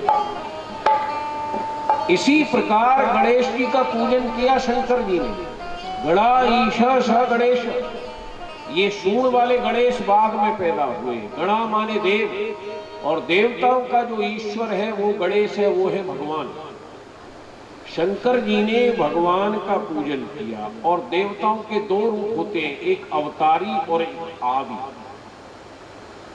जैसे दशरथ नंदन राम और आदि ब्रह्म भगवान राम हैं एक ही, परंतु अवतार लेकर के आते हैं। ऐसे ही आदि गणेश जिनकी 10 भुजा, और शिव पार्वती गणेश जिनके सूंड लगी। शिव पार्वती गणेश का पुत्र गणेश जो है उसका वाहन चूहा है, और आदि गणेश का वाहन शेर है। तो संशय नहीं करना चाहिए, देवताओं के दो रूप हैं। और इसी प्रकार जितने ग्रंथों में जो कथा है वो सब सत्य है। जिस युग में जैसी कथा हुई, जिस महात्मा ने देखा उसने वैसा ही लिखा। इसलिए भगवान शिव पार्वती का विवाह हुआ, और जो शिव पार्वती का विवाह मनाते हैं उनके घर में सदैव विवाह उत्सव मनते रहे। हमें यदि पुत्र प्राप्ति करनी है तो भगवान का जन्म उत्सव मनाइए। हमें यदि बच्चों की शादी करनी है तो भगवान के विवाह उत्सव मनाइए। और यदि हमें संपत्ति पानी है तो भगवान के राजगद्दी उत्सव को मनाइए। आज हमने शिव पार्वती विवाह की कथा सुनाई, कल ध्रुव चरित्र, पृथु चरित्र और जड़ भरत का चरित्र, उसके पश्चात में मर्तों की उत्पत्ति, प्रहलाद चरित्र, नरसिंह अवतार, समुद्र मंथन, गजेंद्र मोक्ष और वामन अवतार तक की कथा हम आपको कल सुनाएंगे। अब हमारा कथा का समय पूर्ण हो रहा है। हमारे कुशदेव जी भजन सुनाएंगे, उसके बाद आरती होगी। आप शिव पार्वती के रूप को मन में ध्यान में रख करके अपने अपने घर प्रसाद लेकर के जाएंगे। जय जय श्री राधे, जय जय श्री राधे। बोलिए श्री बांके बिहारी लाल की जय। भैया आप सबंती निवेदन है कि जय तो बोल दो करो, बड़े ही प्रेम से बोलो, बोल बांके बिहारी लाल की। आंखें मिली मनमोहन से, ब्रजभान लगी मन में मुस्कान। भौं है मरोर के दूसरी ओर और कछु यह घूंघट में शर्म। देख निहाल भई सजनी वह सूरतियों मन में ही सयानी और की परवाह नहीं अपनी ठकुरानी श्री राम रानी। बड़ा ही सुंदर भजन है। वो मोहन आओ तो सही,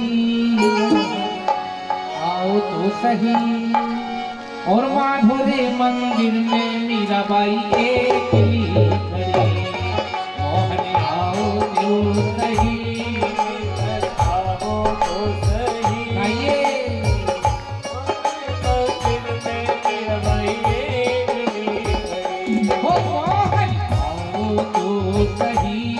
गिरधर आओ तो सही। माधोरे मंदिर में बाई मीरा एकली खड़ी। आओ तो सही, आओ तो सही। माधोरे मंदिर में मीरा बाई एकली खड़ी।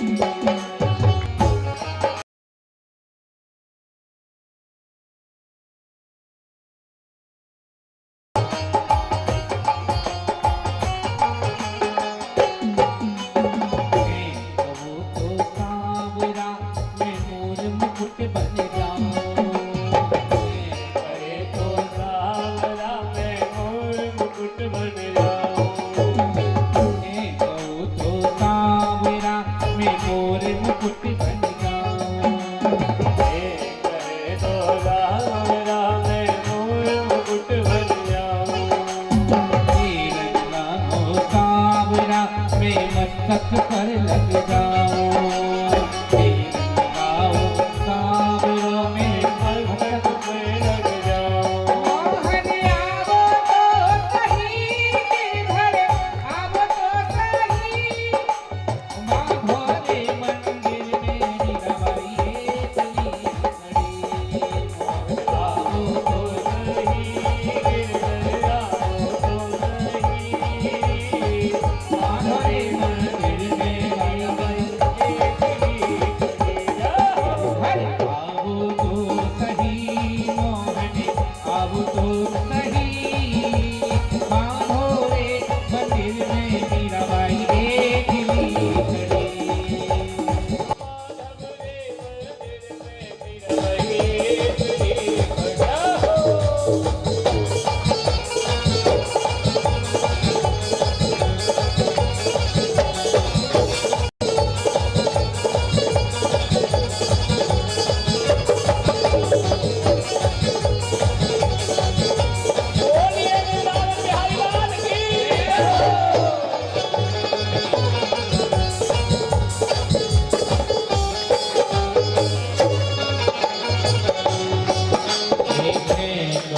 तो साबुरा में काजलियो बन जाऊं। कहे तो साबुरा में काजलियो बन जाऊं। कहो तो साबुरा में काजलिए बन जाऊं। कहे तो साबुरा में काजलियो बन जाऊं। नैन लगावे साबरो रे नैन में रम जाऊं। नैन लगावे साबरो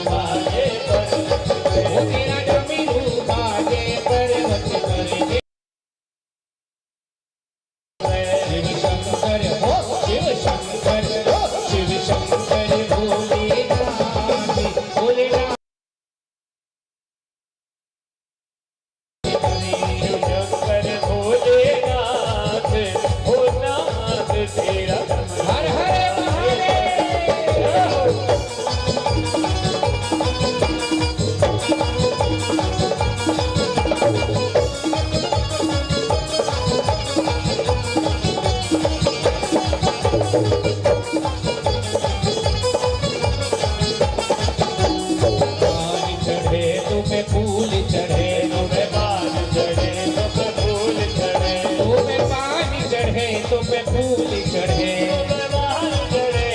फूल चढ़े तो पे चढ़े तो पे चढ़े तो पे चढ़े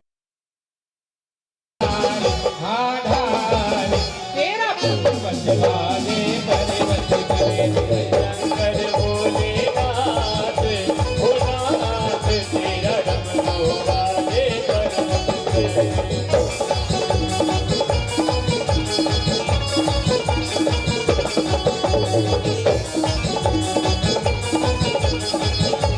हरे हरे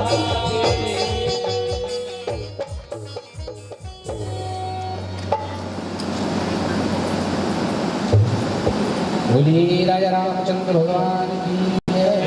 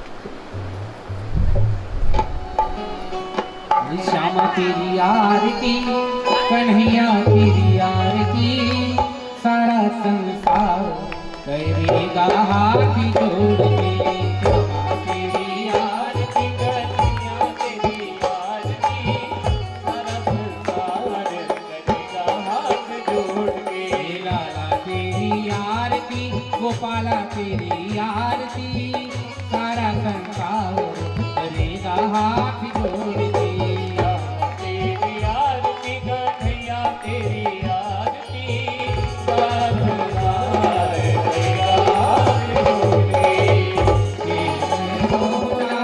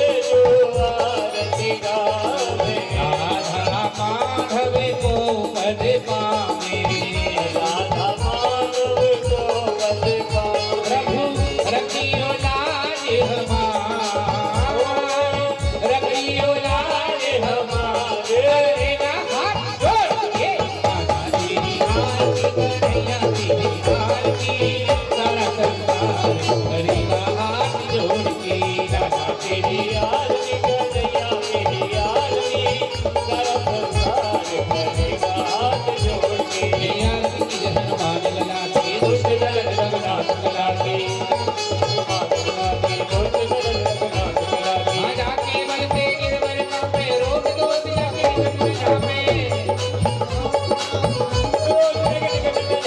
अंजन पुत्र महाबलदाई चंदन की प्रसन्नता पाए हे वीरा रघुनाथ रघुनाई अलकार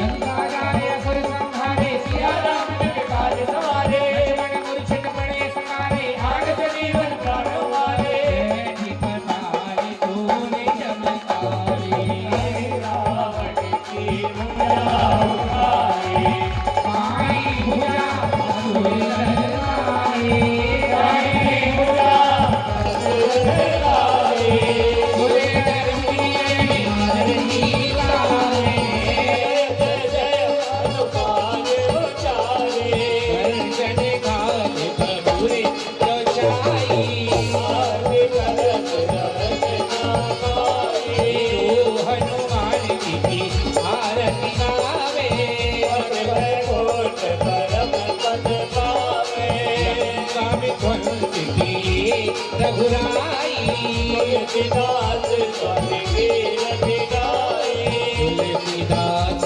स्वामी की रति गाई तुलसीदास स्वामी की रति गाई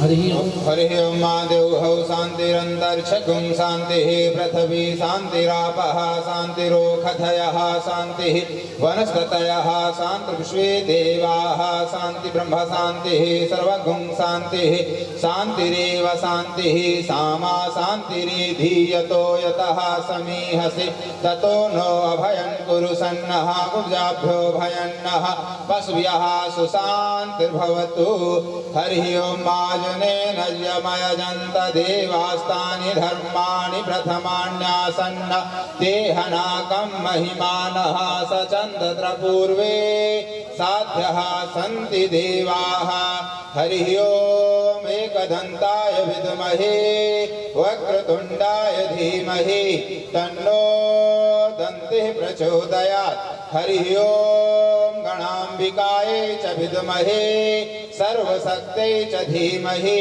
तन्नो गौरी प्रचोदयात् हरि ओम तत्पुरुषाय विद्महे महादेवाय धीमहि तन्नो रुद्रः प्रचोदयात् हरि ओम नन्दनन्दनाय विद्महे यशोदानन्दनाय धीमहि तन्नो कृष्णः प्रचोदयात् हरि ओम वृषभानुजायै च विद्महे कृष्णप्रियायै च धीमहि तन्नो राधा प्रचोदयात् हरि ओम अञ्जनेयाय विद्महे वायुपुत्राय धीमहि तन्नो हनुमत् प्रचोदयात् सेवन्ते कामकुलचम्पकपाटलाब्जै पुन्नागजातिक प्रवाल तुलसी दलमञ्जरी त्वां पूजयामि जगदीश सर्वे प्रसीद नानास्वनि पुष्पाणि यथा कालो भवानि च पुष्पाञ्जलिर्मया दत्ता प्राणपरमेश्वरा पुष्पाञ्जलिं समर्पयामि। बोलिए श्री भागवत भगवान की जय हो। श्री सुखदेव जी महाराज की जय हो। श्री व्यास जी महाराज की जय हो। श्री हनुमान जी महाराज की जय हो। श्री कौशल किशोर भगवान की जय हो। श्री यमुना मैया की जय। श्री गिरिराज धरण की जय। अपने अपने श्री सद्गुरुदेव भगवान की धर्म की जय हो। धर्म का विनाश प्राणियों में स्वभाव विश्व का कल्याण गौ माता की जय हो। भारत माता की जय हो। जितना धर्म की जय हो। पार्वती हरे हर हर महादेव।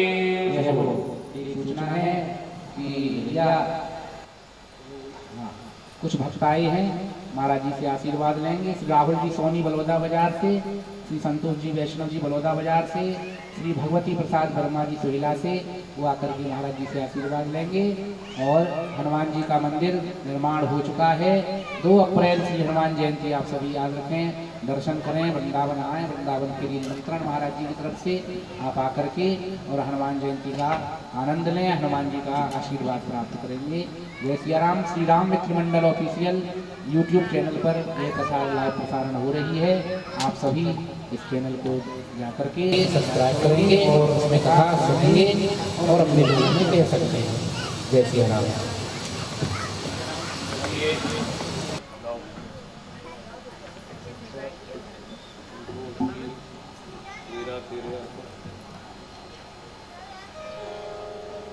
कर दीजिए भैया पैसों को।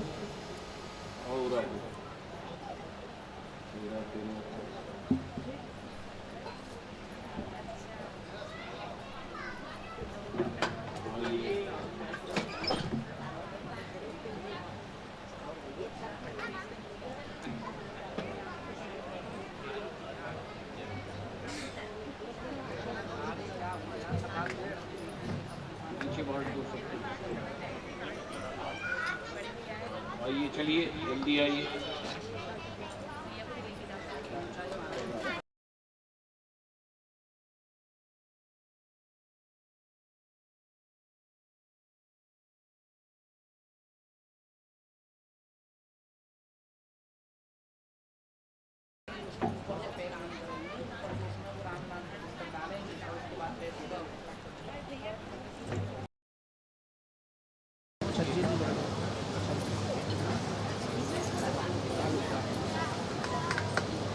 भाई